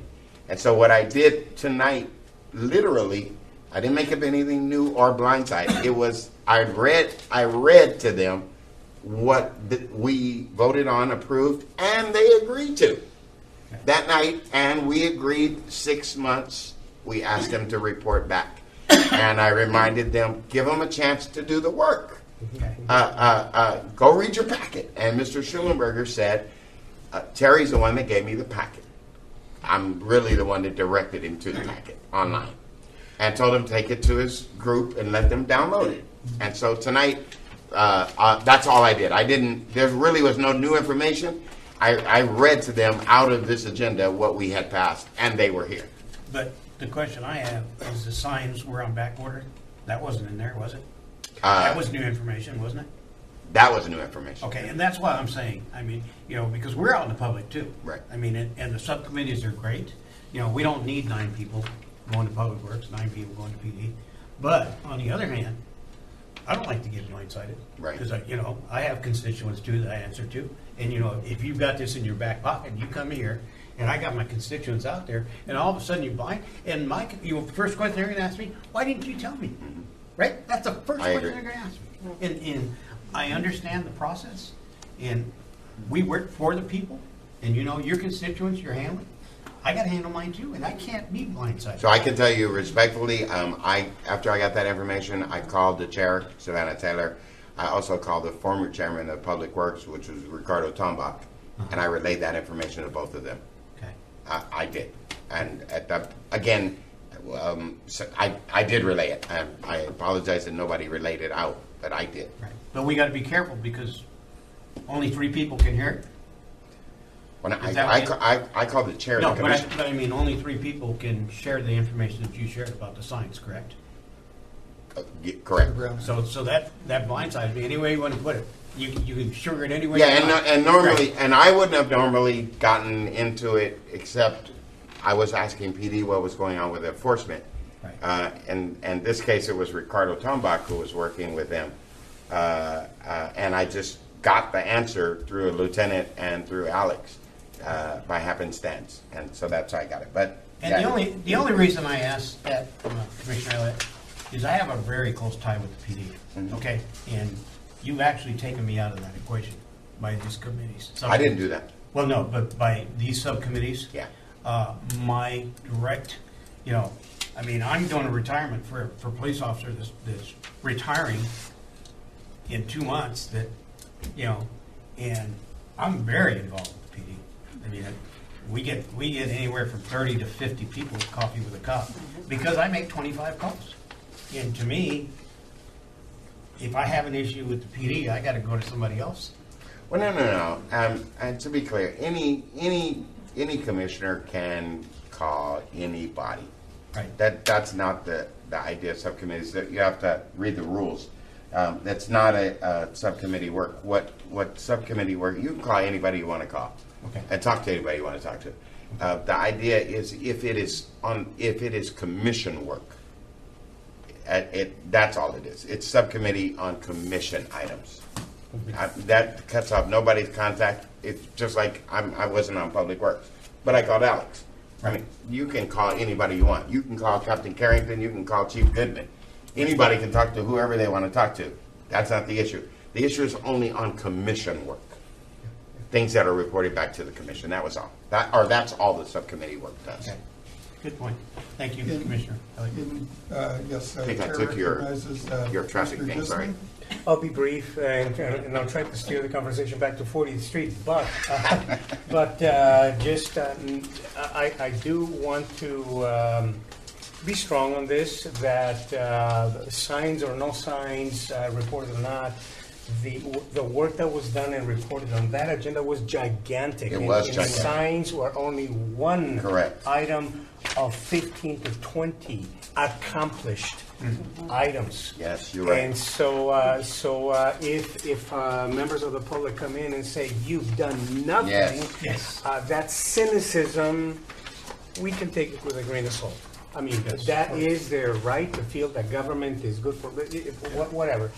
I did notice, however, that they themselves, among themselves, did not know, they weren't in agreement. One gentleman was thanking us, and he Yes. reminded us that he thanked us before, Yes. but he had some additional things.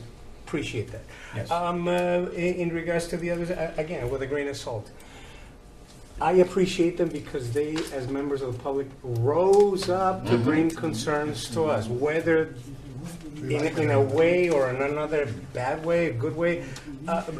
On back to 40th Street. There is no 40th Street Neighborhood Association, so we got to figure out. No, there is. Oh, they're up to, whoa. It's fourth and seventh ward that meet up. Excellent. So that's where this group came. They were complaining about this thing, and everybody has my phone number out. So I made the contact and told them you need to come to our Please. public safety meetings. There's other things you can do outside of what you're doing on that social media. I So stand corrected. they're, like you said, Commissioner Carrillo Jr., I understand what you're saying because I have to answer the 7th Ward. and my ward's. It's Nina. Yeah, my ward is a ward that they play no games. Yeah. They call me like I call him. Yeah. He knows what I'm talking about. Yeah. So to your question, I call him. Whether I'm public safety, public work, I go, what's going on? Right. Because they come to my door Right. with Right. paper or Right. with, no, I'm serious. Yeah. They're Yeah. involved. Yeah. So these people here are 7th Ward, so somebody's got to contact them because I've been hearing all through the neighborhood, nobody's contacted me from Public Works, so I contacted Susie and said, hey, what's going on? Yes. Because it gets in my neighborhood, Commissioner's not doing anything in 7th Ward.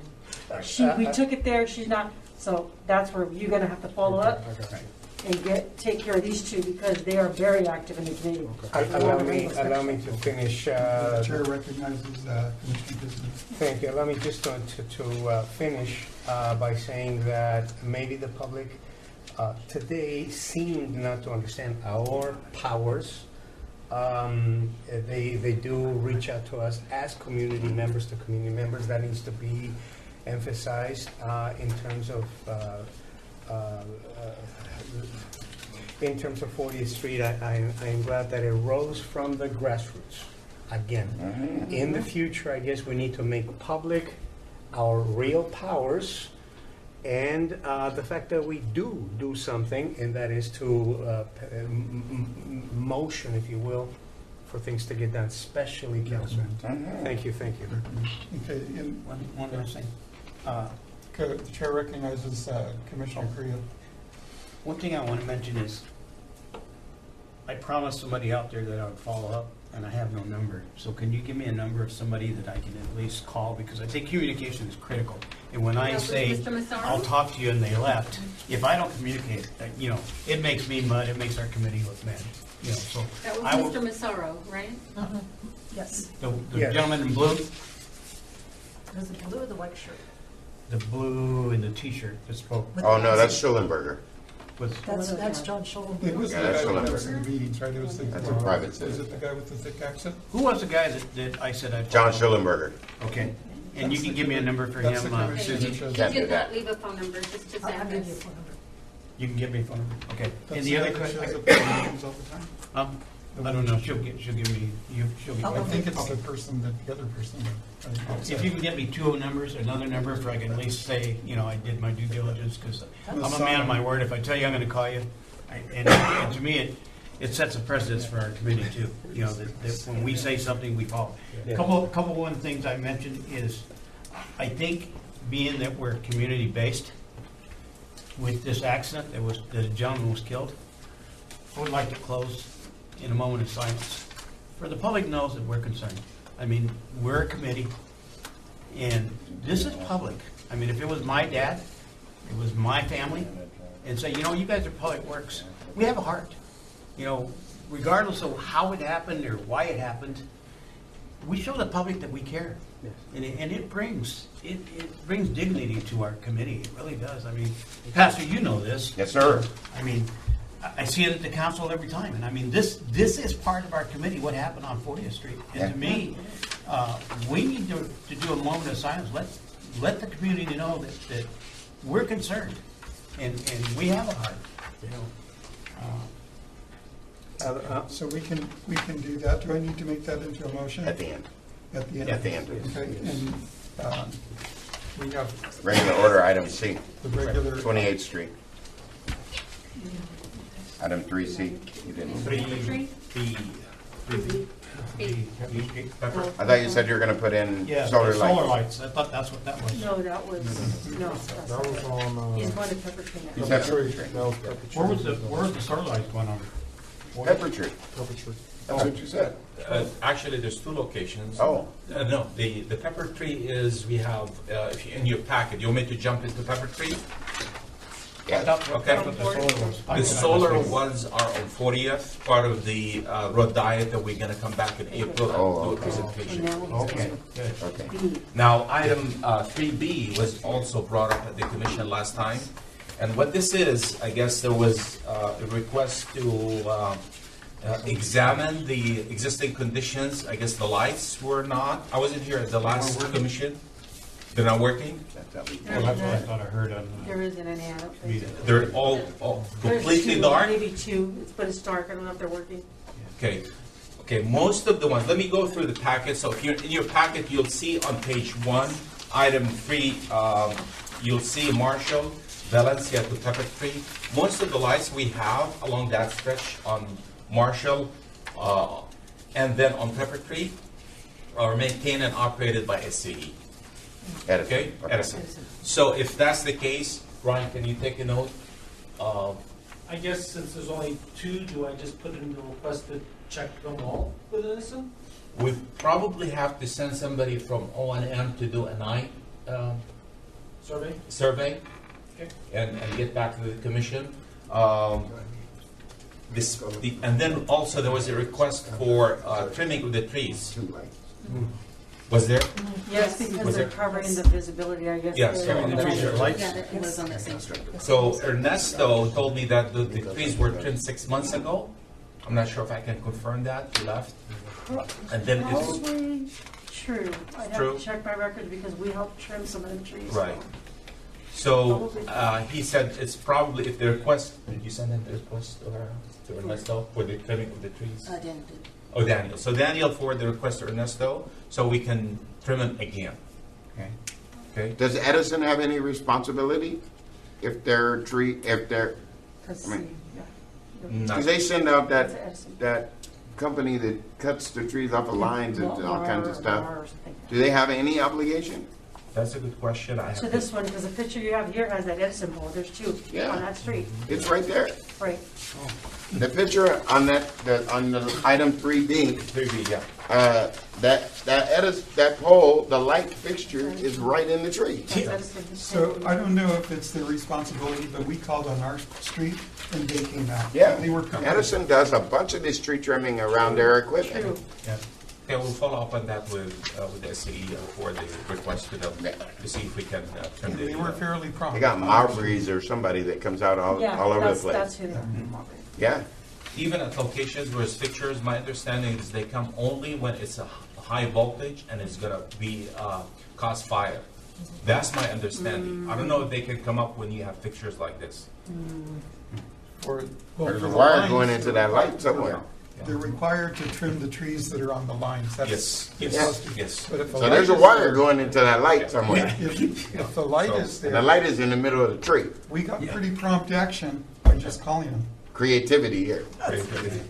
We're gonna pay a contractor to survey it, $8,000 to drive out there and look and go, there's 2 lights, wow, okay. Is this my house in the middle picture? Say that again. Is that my house? That looks like my house. That's a nice house. Did you ask me? No, it's not. You can use your image.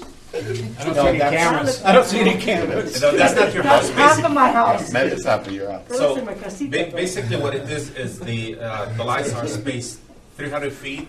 So we discovered that there's a light missing on the south end of Pepper Tree by 30th at the address located at 3060 Pepper Tree Lane. And if we want to install an additional light fixture at that location, it has to be solar. And the cost probably will be between $6,000 to $8,000 for that We're street really light. in this location. I told them over there to get an HOA. I'm sorry, Cervantes, where this is located, there's really no need for light here. It's more where the, Okay. so, We can take it out. It doesn't have I mean, to it's be. up, it's up, you want to talk to, they want to talk to them, but Yeah, I will leave it out, but we'll explore basically just Just in case.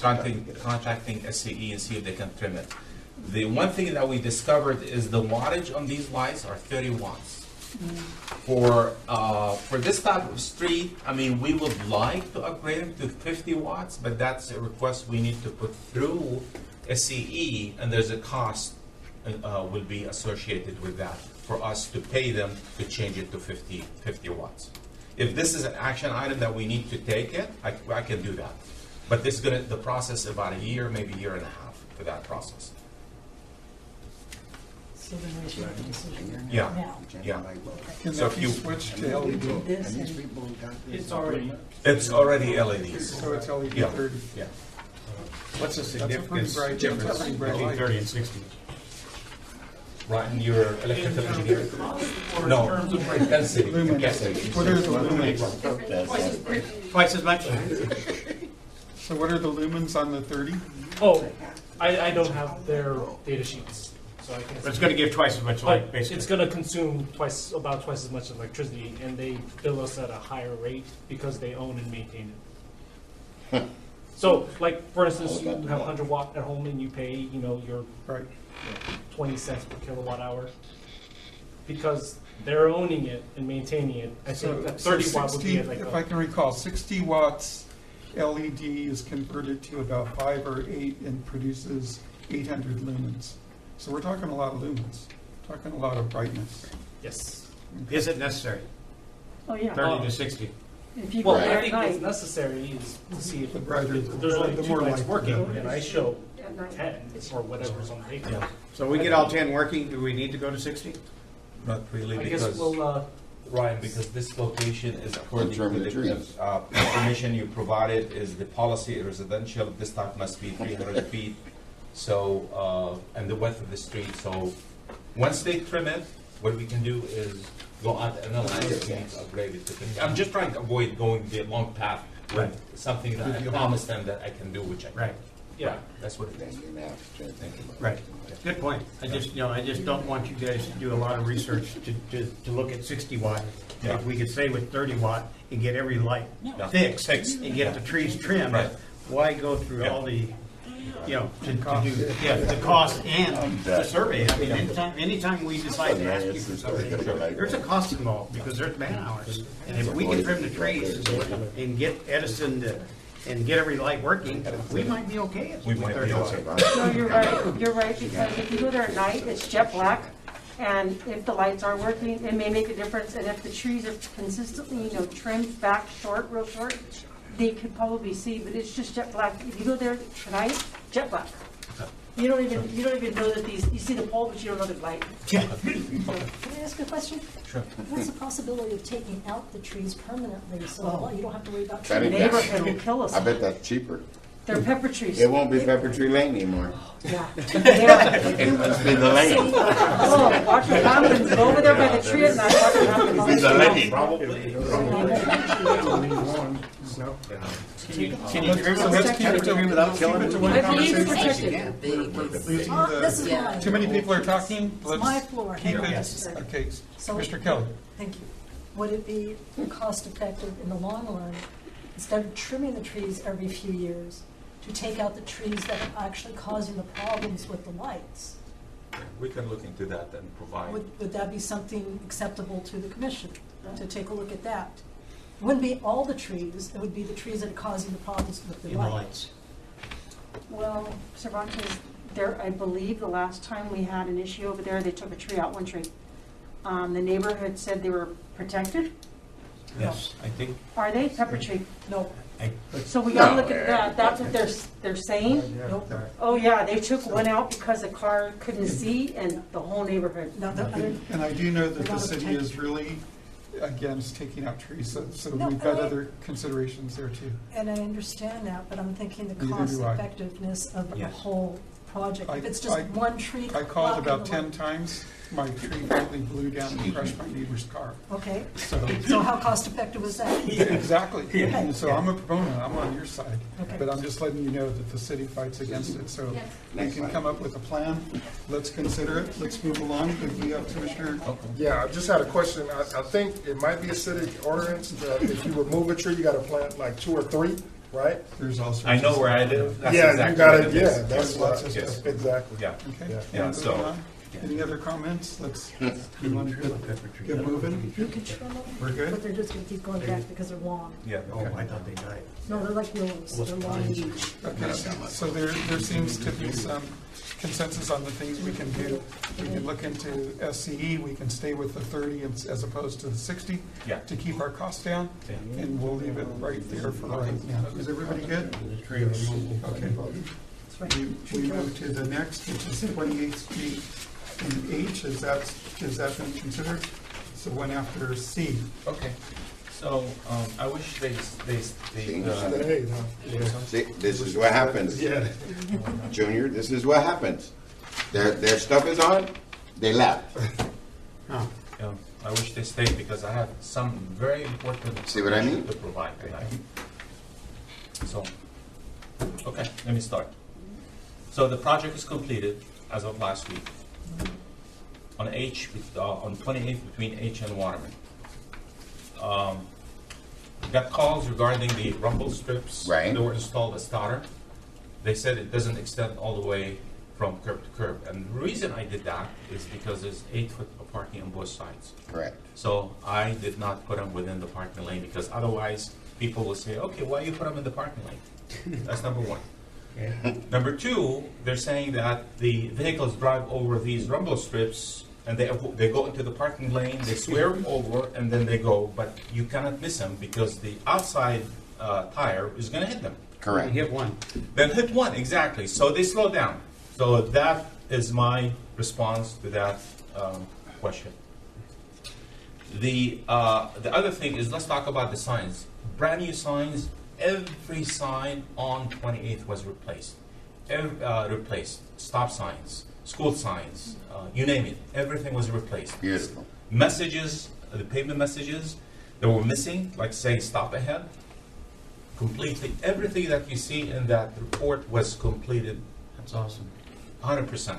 Beautiful. The road diet, why it did not include the entire segment of 28th between H and Waterman, and I'll give you the logical explanation behind it. You need 40 feet for road diet. You need 8 foot of parking. Let's say you're looking westbound, 8 foot parking, 11 foot travel lane, 2 foot buffer, the middle, double yellow, and then 11 foot eastbound lane and 8 foot parking lane. If you add them up, that's 40 feet. The rest of 28, let me give you the limits, is less than 40 feet, then I cannot put a road diet. Because if I put a center line, and you have parked vehicles on both sides, and you have a vehicle going, what are you going to do? He's going to go over the center line, and he's going to hit somebody Coming the other way. direction with a head-on collision. So who's responsible? City. City, thank you.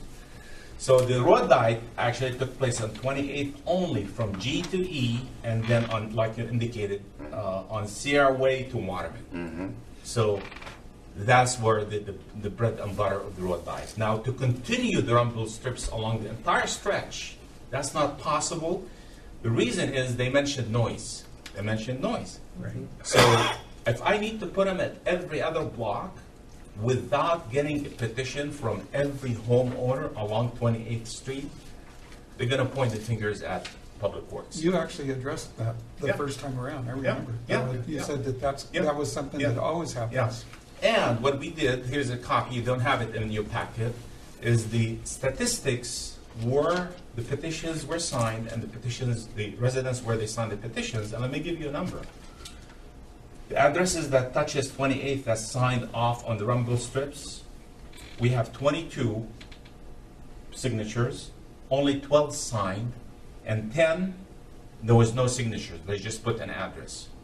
So I could not put anything outside the block on 28th between E and D except at that intersection. Because they're the only ones who signed. Yeah, they were the only ones who signed. The rest of the petitions, no, this is get more interesting. And get this on tape.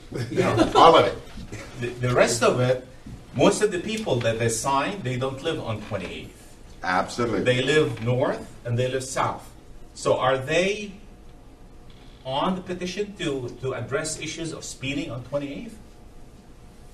If they sign, maybe we can look into it, but there is 83% of the people that signed for the rumble strips were outside 28th Street. Wow. 83%. Wow. And then 16.9% we have no signatures from. There's addresses on the petitions. And I have that information. I mean, whatever you guys need, documentation of this, I can provide it. But that's what happens. So in order for me to go and address every block along 28th, give me petitions. We'll look into it. But noise is going to be the number one issue. Because they are loud. I know that. They're loud. He said he can We speak. gave it. I drive the Shannon Hills one. Shannon Hill one. I thought my car Yeah. was messing Yeah. up. Right there. Yeah. So, Yeah. And this one is very important, by the way. We talked about the 25 mile per hour, and PD might add comments to that one. 25 mile per hour only could be installed on local streets. What do we designate a local street? In the general plan in 2005, I think 2004, every location in the city has classification. Local, collector, arterial, major arterial, secondary arterial. I just found out that 28th Street is a collector. So can I put 25 mile per hour signs on 28th Street? No. I cannot. And I don't know if you guys are enforcing the speed limit on 28th, because if I put 25 mile per hour signs on 28th Street, You're in violation. thank you. I'm on violation. They're going to come and challenge me. Why are you giving me a ticket on a street that is classified as a collector? What do they mean? So you define collector. Yeah. Thank you. Define. Collector, let's say if it feeds, let's say, okay, look at the stretch that it's from H to Waterman. Right. It connects H and it all takes you all the way to Waterman. Correct. All this, let's say if you take the side street from 28th and what is it, any of the side streets, those are local. They only serve the local community. Collector, it's collect you from point A to point B. So it almost is designed to be a thoroughfare. From 30th. Wow. Yeah. What is mile per hour there now on 28th? None. Okay. May I ask a question real quick? Yeah. I'm sorry. Yeah, I the live on chair- Crestview between Highland and Baseline. Okay. It's marked as 25 miles an hour, but is that not a collector street? Because they're going from Highland to Baseline on Crestview through the neighborhood. I have to look at the map. There's a big. I'll share this with you next time. I can bring you a map so at least you're, aware of what is a local, what is a collector, what is a major arterial, what is Thank you. Okay, that was my question. So, actually, Okay, so the chair recognizes Captain Carrington. those locations are all considered residential neighborhoods, Yes. and the speed limit in residential neighborhoods is still 25. So the question you were just posed a second ago, it's 25. It's Okay. California law. Okay, so it's still 25, but if he's considering it a collector road, he's saying that he cannot post it as 25. I think that's a city Oh, so it's a city ordinance, but engineer. remember, the city Okay. can't trump the state, and the state law says Residential. exactly. Okay. So could he put Great it? for clarifying. So if it's still. So you still can't post it, Wait, right? We can work with that. The city's ordinances, now I don't know what they have as far as the signage and posting that stuff, but just in general practice, residential neighborhoods, speed Or limit is 25. Correct. Regardless what the street classification is. And that's the city ordinance, and that's where it said as far as posting, Right. but the city can't change the state's laws. They can make it more restrictive, but they can't take away from the state's laws. And So the state state- law So says this is can what's. we include that in your follow-up report? Yes. The communication. Yes. with So the PD? state law is Yes. 25, If the state law is 25, and the then collector, namer for the street is the city.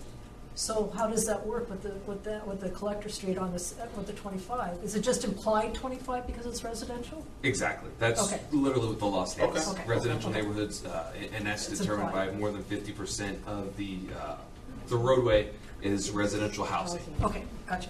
Thank you. Okay. So, and he'll include that in the report. so- yeah, we'll include that in the report. We'll come back in 6 months, but I need PD to help us through the process. We need, like, when I come back to report to the commission, before and after citations, we need that.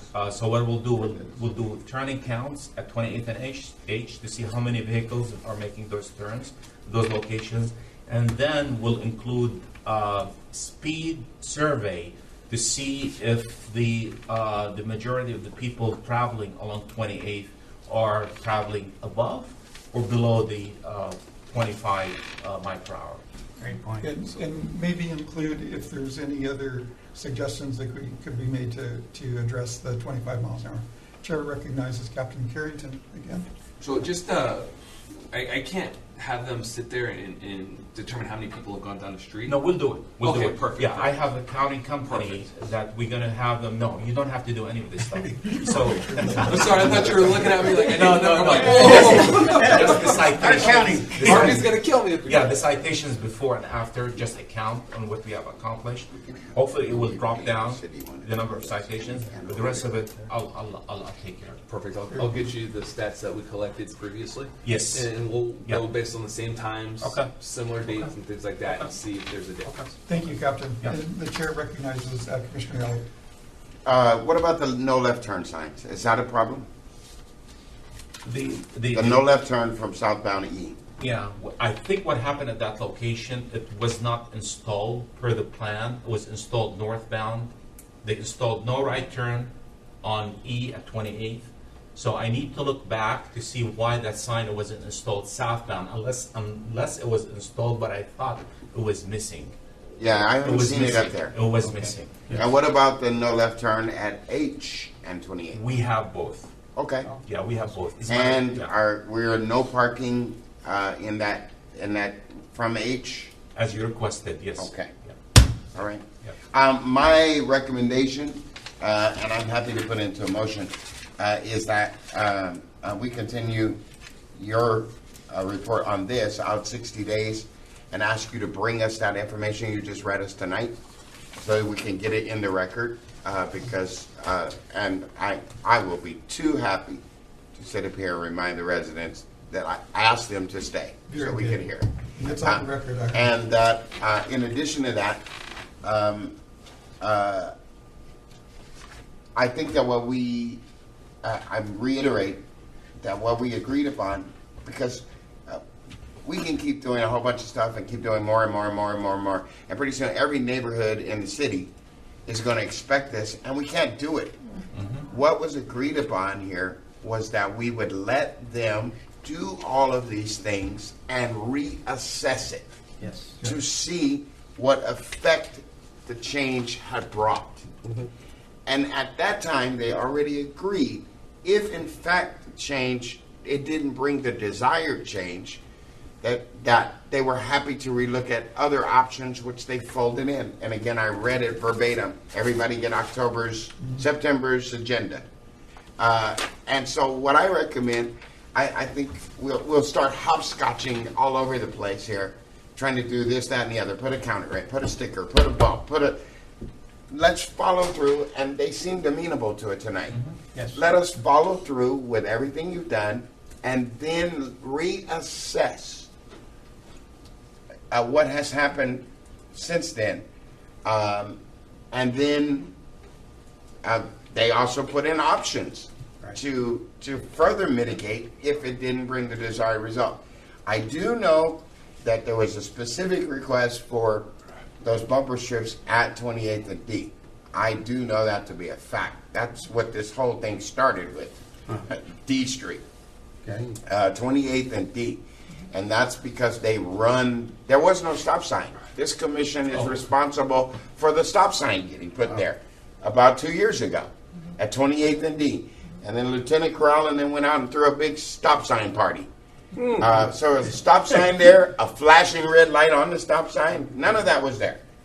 Now, after they started using it more as a collector, they don't want to be backed up on Waterman, so they get off on E. And they come through there, and they just barrel straight through. So the reason why there was a request for the bumper strips at D was specifically because of that. And there's the Catholic school on the next corner. Those kids are letting out. Yep. I don't think it's Aquinas, is it? It's a Holy Rosary. Which one is it? Holy Rosary. Yes. And those kids either come through the park or they come around that corner. So I know there was some work done at 28th because there used to not be a stop sign there on 28th and Arrowhead. That got done. But the traffic now zooms through 28th, and so D was a specific place where we asked for those strips. As a matter of fact, they said it that night. They said they got those strips that go around by Pacific. Could we just have that? And so then we agreed, or there was an agreement from your office and us, that we would do that as a mitigating. If those residents signed, if you're telling me those residents didn't sign, then that's a whole nother story. The one at D, no, they did not. It's not complete signature. Okay. Yeah. So, so that's what we had to tell Mr. Schulenberger, Mr. Creel, that the people on the corner didn't sign. And that we went on record that they left early. Correct.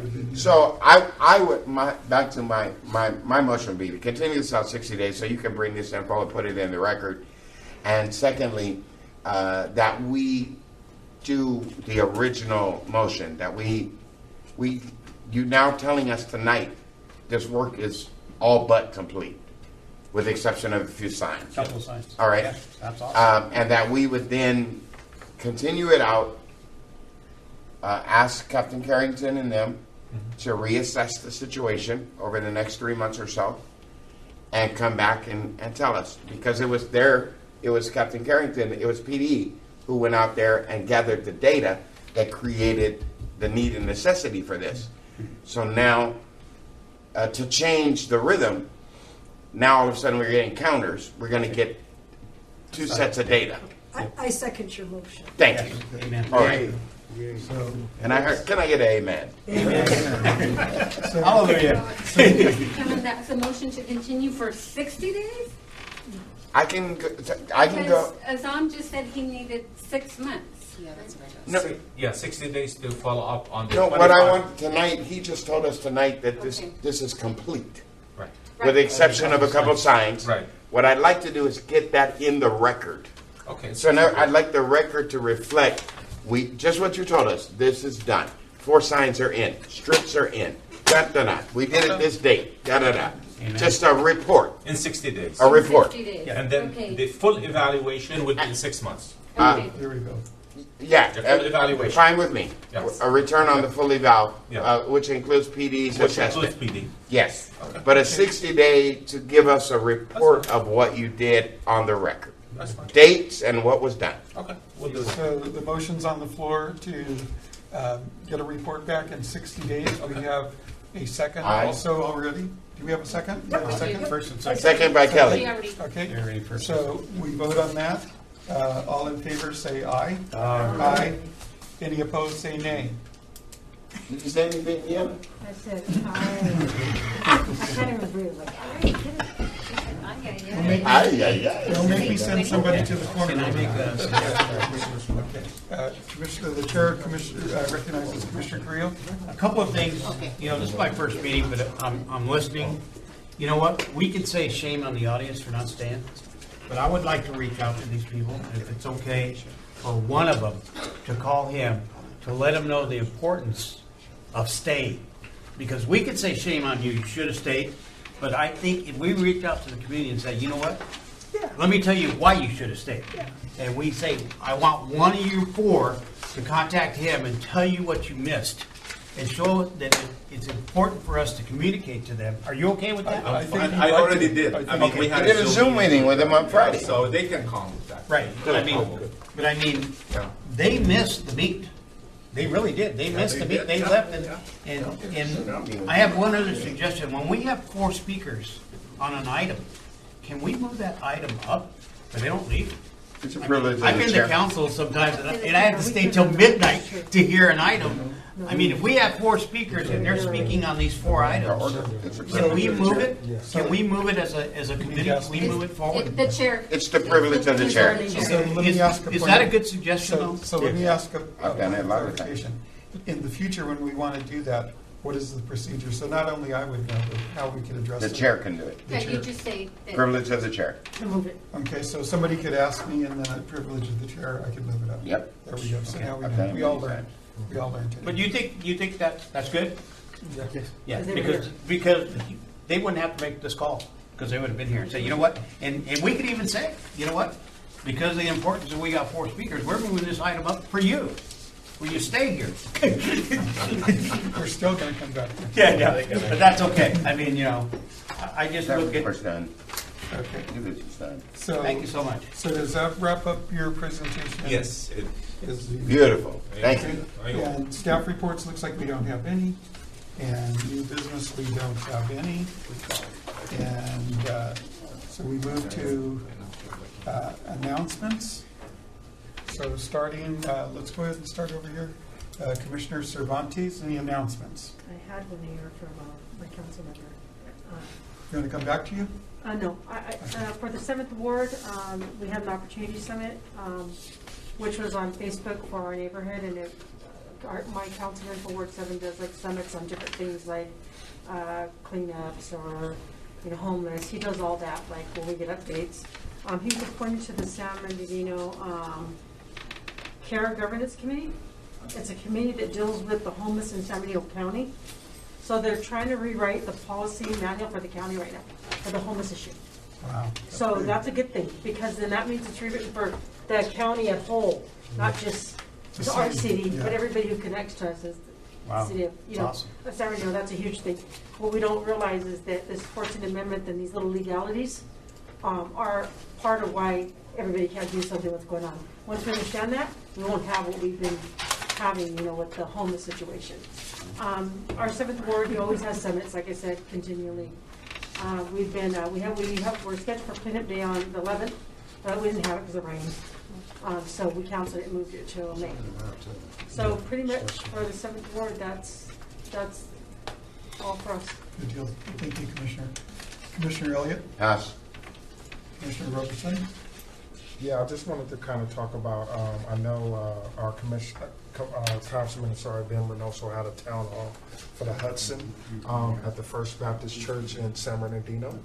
I know he has an upcoming one in April.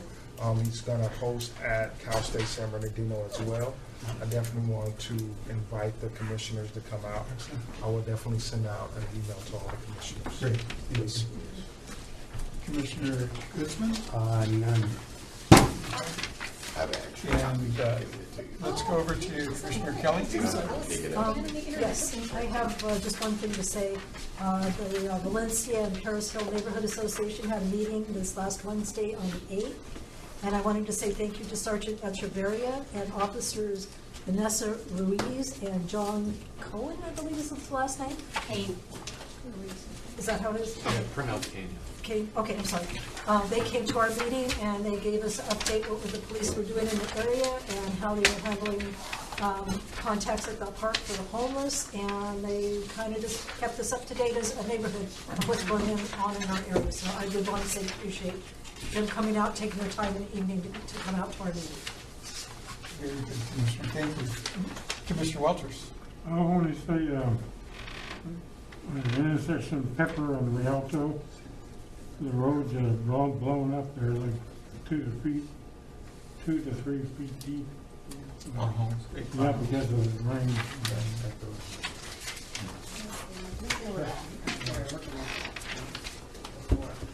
Earlier, I believe Ernesto, I wish he stayed, but Ernesto actually went out there today to look through it's pretty easy, up and down that street, and Yeah. he said that they did fill in like all the holes that they saw, that there was a couple that were kind of tricky to fill.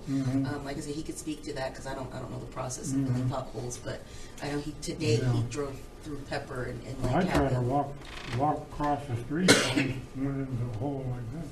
Yeah, he said that Yeah. they're massive craters, but again, Yeah. that is also part of an improvement project too. That's also we're working on it. So I mean, the whole street's going to get redone, and it'll get taken care of. Right? Just kind of bear with us because it's still under construction. Largely, it's a huge project. Truck route, and the truck just come through there and boom. I know. I drive through that street like all the time, so I know exactly what you're talking about. They make it all lumpy. Thank you. That's all I have. Okay, and Commissioner Carrillo? I just got two quick announcements. Is Paris Hill aware that Coffee with a Cop is going to be at the YMCA right next to Paris Hill this coming Tuesday? Okay. Yes, thank you. And on April 18th, we're going to have Coffee with a Cop on the charter school on the corner of Pacific and Sterling. And we're going to do a half-hour Coffee with a Cop. And the rest is going to be a ceremony for Lieutenant Eric Fibey that's retiring. So I want to get that out for if you guys want to attend. And, I just believe in supporting our officers. When they retire, we need to do something. And to me, when the community does something for an officer, it means I can't say more than the PD, because the PD is gonna do it as a, I don't know what you call it, maybe mandatory, whatever. But when the public does something for an officer, I've done several of these, and the officers really appreciate it when the public does something. So I'm gonna push that, okay, for April 18th. It's 10 o'clock, coffee with cops. I forgot, I'm sorry, can I just? No worries. I forgot that we had officers that did the Read Across America, and they did Highland Pacific, and I had 3 officers that came out with me to do that. There was Ruiz, you probably know him. Guzman, and then a DRO, and I forget what his name was. Probably Kane. Yeah, I think it was Kane, I think it was him. Because he's Ruiz's partner. Yeah, so we had 3 officers, and then I had Yeah, that's Gallardo. 3 outstanding officers that we had customer service in our Ward 7, and that was, can you pronounce the name, Laura? Loera, Wynn, and I can't pronounce the other guy. Newbert. So those are my officers of the month. I try to give, but the Read Across America was great because a lot of, when I showed up, they had correction, sheriff, and we had a lot of San Bernardino PD at mine because I was like calling everybody saying, hey. So kudos to my, I always say I'm sorry, San Bernardino PD, because they were all there at the Read Across America. They went and participated. Awesome. Can I just jump in and say that Officer Loera is a fairly new officer, but he is homegrown. Amen. He's amazing. He is from here. He grew up here.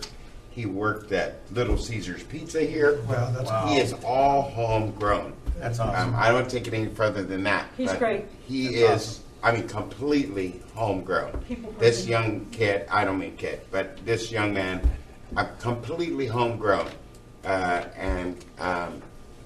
He was an explorer for the police department many years ago, and worked up to a cadet, and talk about grassroots, completely homegrown. Perhaps the new Billy Fletcher. I don't know. And I don't even know what he looks like. I don't even know what he looks like. He called me. I don't even know what he looks like. He didn't know I was a commissioner. He called me for a call. I don't know what he looks like, and he said, I just want to make sure that you know this is what we do on the call, and if there's any other issues you have, give us a call, we'll be right back out to handle it. And he called me, and I don't even know what he looks like, but I was like, and he didn't know I was commissioner. There's no kind of, there's no kind of knowledge there. I was just a caller saying, this happened, and he came straight and called me and let me know that, hey, we responded. We responded. Are you okay with how we responded? I called him the next day. I'm like, whoa, we need to put him out there with other officers because this is the connection we need in the community. Yep. Maybe because he's homegrown, I don't know, but we need this. Right. Young people coming in and making contact, whoever, to update us on, hey, when they have time. This is what we did, gotta go. Amen. No, it was great. Amazing. I want to meet him for sure. And as a commission, as I can point out as chair, let's put in the record the great job of Officer, what was his name? Loera. And we'll hope that the PD carries that information back, that he was brought up in the meeting, and that passion and compassion for our neighbors is recognized and appreciated. And I just have a couple things. We got the Coffee with the Cops coming up. Also, I'm in contact with a organization that does the Big Air Kids. They put on a motorcycle exhibit at Loma Linda. It's fantastic. They're the best riders in the country. I have the good fortune of working with the editor from Cycle News, and he's reached out to me, and we're going to be looking at putting that forth. They've been doing it at Loma Linda and putting it on for free. And then they go through the wards, and they hand out everything from skateboards to helmets. They sign jerseys, and the kids go bananas. Wow. And we really haven't promoted it that much. So as I get more details, I'm going to push that. And so that was kind of exciting to hear from Steve Bauer. He was one of the original people that rode Speedway. He is now an engineer for the city, so maybe we got some other reasons to keep in touch with him. But we'll be looking at that. In the area around the TAD building, the power went out for a few hours, and it was my understanding that it was a flood situation. I don't think that it's a big enough situation. It happened to be my house, but our block went out, and the power was restored. But just to be aware that there might be some flooding issues we usually avoid that, but that was in our area. Other than that, I don't have anything else. Okay, and we move on to. Can I? Yeah. I'm sorry. Chair- Go ahead, Captain. Chair recognizes Captain Gager. I'm sorry, I just brought a couple things to pass on to the commission. Some community things that are going on. Tomorrow's the Business Watch downtown at 10 o'clock, 180 South Arrowhead. Coffee with Cops been talked about multiple times, but to have all the locations for the different areas. So the Western District's going to be at the Juan Pollo at 5th and Mount Vernon. That's on Tuesday, March 21st, 9 o'clock. Lieutenant Eddie Flores will be there. The Northern District is going to be at the Shannon Hills Golf Course, 3380 Little Mountain Drive. That'll be hosted by Lieutenant Castro. The Eastern District's going to be at the YMCA at 808 East 23rd Street. That's Lieutenant Fivey. The Central District and the Southern District are going to be combined. They're going to be at 451 North 8th Street. That's it. And Yeah, Captain, 451 North 8th Street. and Captain, is that posted to Facebook also? It will be. If it hasn't been, it will be within the next few days. Captain Carrington, the one at Shannon Hills? Couple of things. Captain Carrington, the Sir. one at Shannon Hills, what date is that? They're all on next Tuesday, March 21st at 9 o'clock. At 9? Yes, sir. And Chair recognizes Commissioner Creel. A couple of shout outs I want to give. When I was brought on board to the committee, I want to thank Susie for reaching out to me, giving me all the information, answered a bunch of questions for me. I want to reach out and tell her thank you. I mean, as a new commissioner, it's nice to be welcome. I want to give a shout out to Captain Carrington also. He was there. I went up and he was there. And also Commissioner Cervantes, when I was a Coffee with a Cop, she welcomed me. You know what, being a new commissioner, it's nice when other commissioners, you know, you probably would have, the rest of you probably would have reached out to me if you knew me, but I just want to thank the people that did reach out. And I look forward to being a part of this and being a part of going forward, you know. And I said some things today, and I hope that you hear my heart. My heart is to help the city. I mean, like I said, I'm real close with the PD. They know where I stand. I back them 100%. And a lot of things that the PD can't do, it's not that they don't want to do. You know, like Captain shared today, sometimes they want to say it, but they can't. They got to bite their tongue. They're handcuffed on some things they want to do. I mean, I believe every officer would love to go into every park and throw all these tents and all these homeless out. But they're limited, and they're looking out the liability for the city. So we got to keep that in mind. And, you know, we're here to serve the public, but we're also here to back our PD, which has done an awesome job. I mean, I look at the officers now, and I look at our chief. We have gone forward. You know, Public Works, even with the homeless, have done well. When the PD got out of it, for a reason, and we know the reason, and Public Works have come along and done a pretty good job. You know, we got a ways to go. I mean, we can't ever say we're perfect. We can't ever say we're perfect. We got to keep striving to do better. And I just thank our city and our officers and all the people, and people like Susie that reached out to me and said, thank you for being a part of helping our city. Thank you, Susie. Commissioner Elliott. Can I just jump in? I wanted to say, I also didn't know you, but I watched how you handled the redistricting committee and how you stood up for that committee, the work you guys did, and you got my respect. I watched how you went through those redistricting meetings, and you got my respect for that. So I kudos. Welcome, sir. Thank you, Commissioner. Very good. Anybody else? Okay. So we move on. Thank you, Jane, for being a member and for committing your time. Like everybody else here, it's often thankless. We're a target. We're not paid, and we do it out of, you know, trying to move the city forward to a good result. Yes. And Item 5. Item 5, items to be considered for future agenda. So this is something that came to my attention in light of some of the injuries that have been caused by suspects fleeing from the police. And I wanted to see something be a little different in San Bernardino.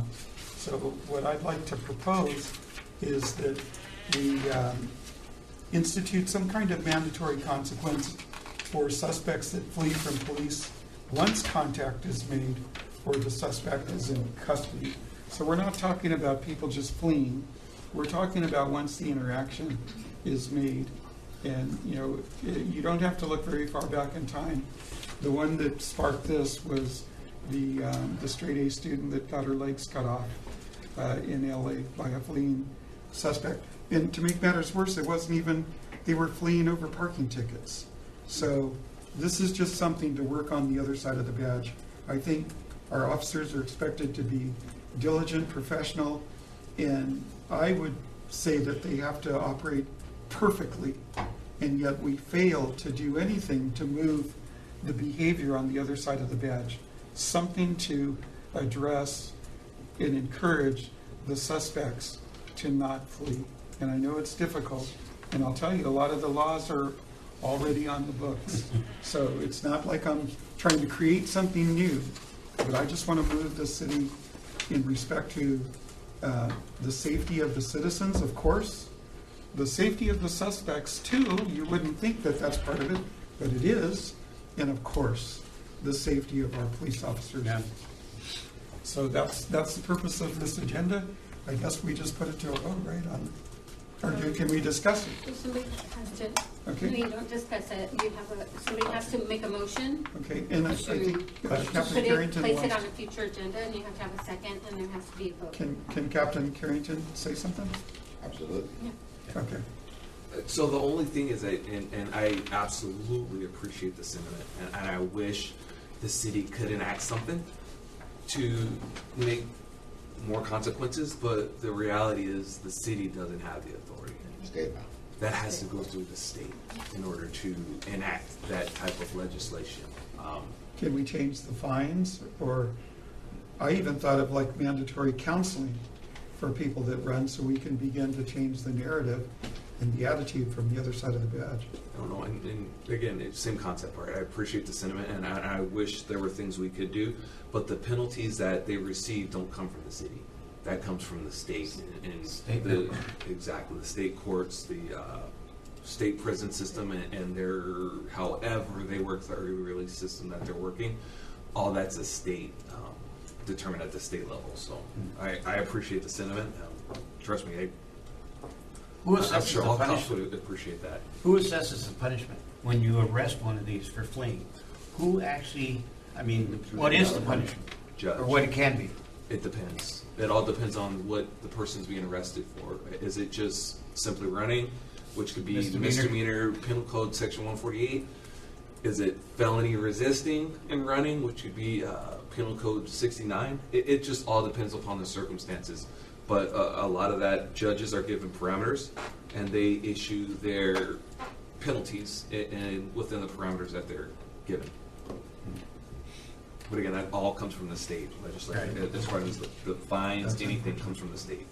But it's the judge that actually makes the decision on how much penalty, whether it's, I don't even know what it is, 6 months a year, you know, a $500 fine or $1,000 fine, but it's actually the judge that, you know, so really we need to put pressure on our judges to stiffen up on these guys. And even before I proposed it, I realized that the issue is going to be whether the legal system enforces it already. But I'm glad you recognized, because the real purpose was to just express the sentiment about how the law-abiding people in our city care about the law. I think even Commissioner Elliott with the issue of the parks. Yeah, you know, perfect. It's so frustrating for the people that follow the law, and every time I turn around, the answer is for the PD to do something more training, more sensitivity, more whatever. And I don't know how we can do it, but I would suggest that all of us maybe put some thought in the future to some kind of a program where we can get some kind of message to the communities. It's not good to run. I mean, for their own safety, it's not good to run. They don't care. Yeah. Move the table. They have, yes. So, Yeah. Second. The table, I'm sorry. Table. Table.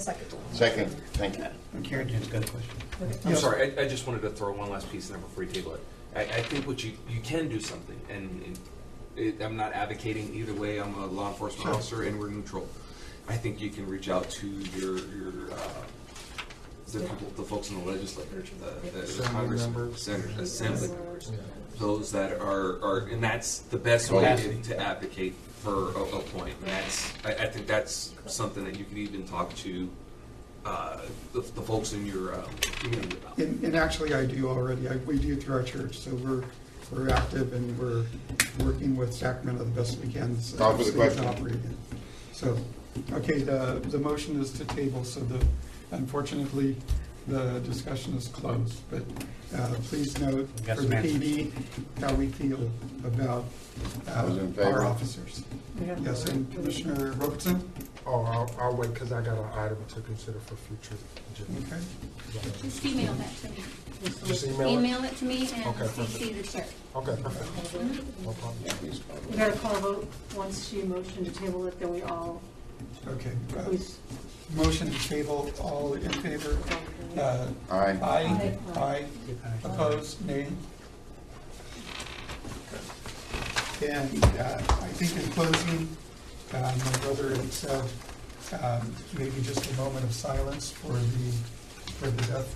Commissioner Elliott, do you have? No, I wanted to join that one for the a moment of silence for the death of the person on 40th Street.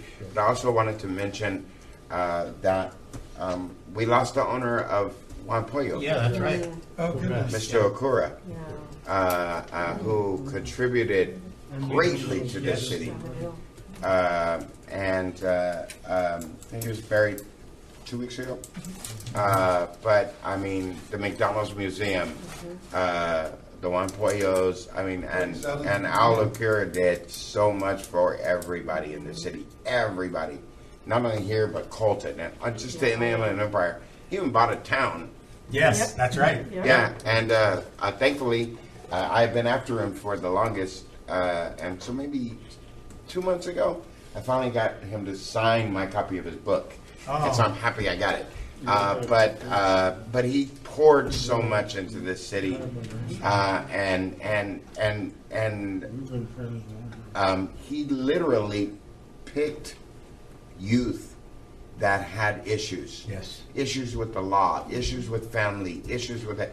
He hired them and gave them a job. Homegrown. And those youth, many of them started there and have gone on to other things.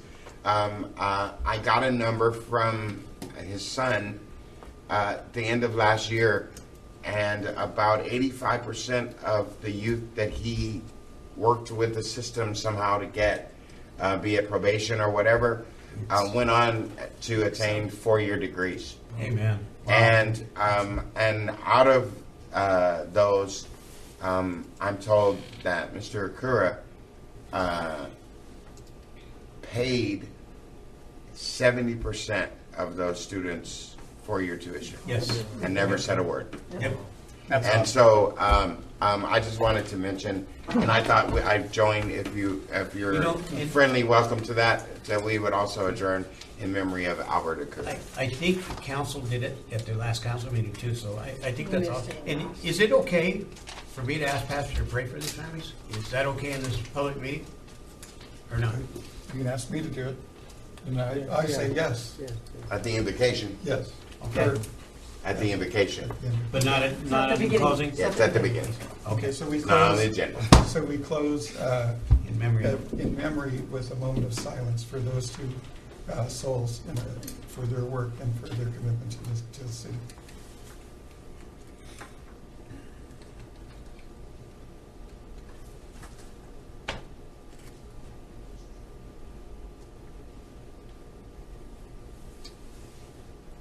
Amen. Very well.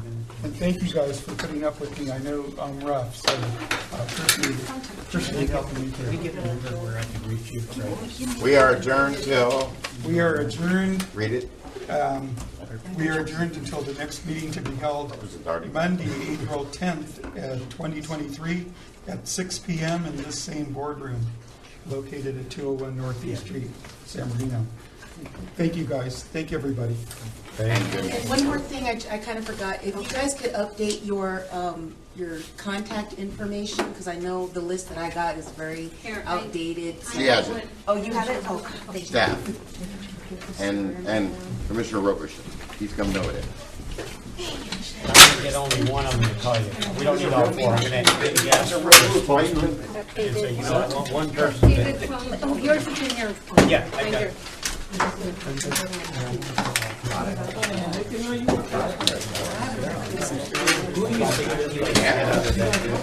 Phone number. Yes.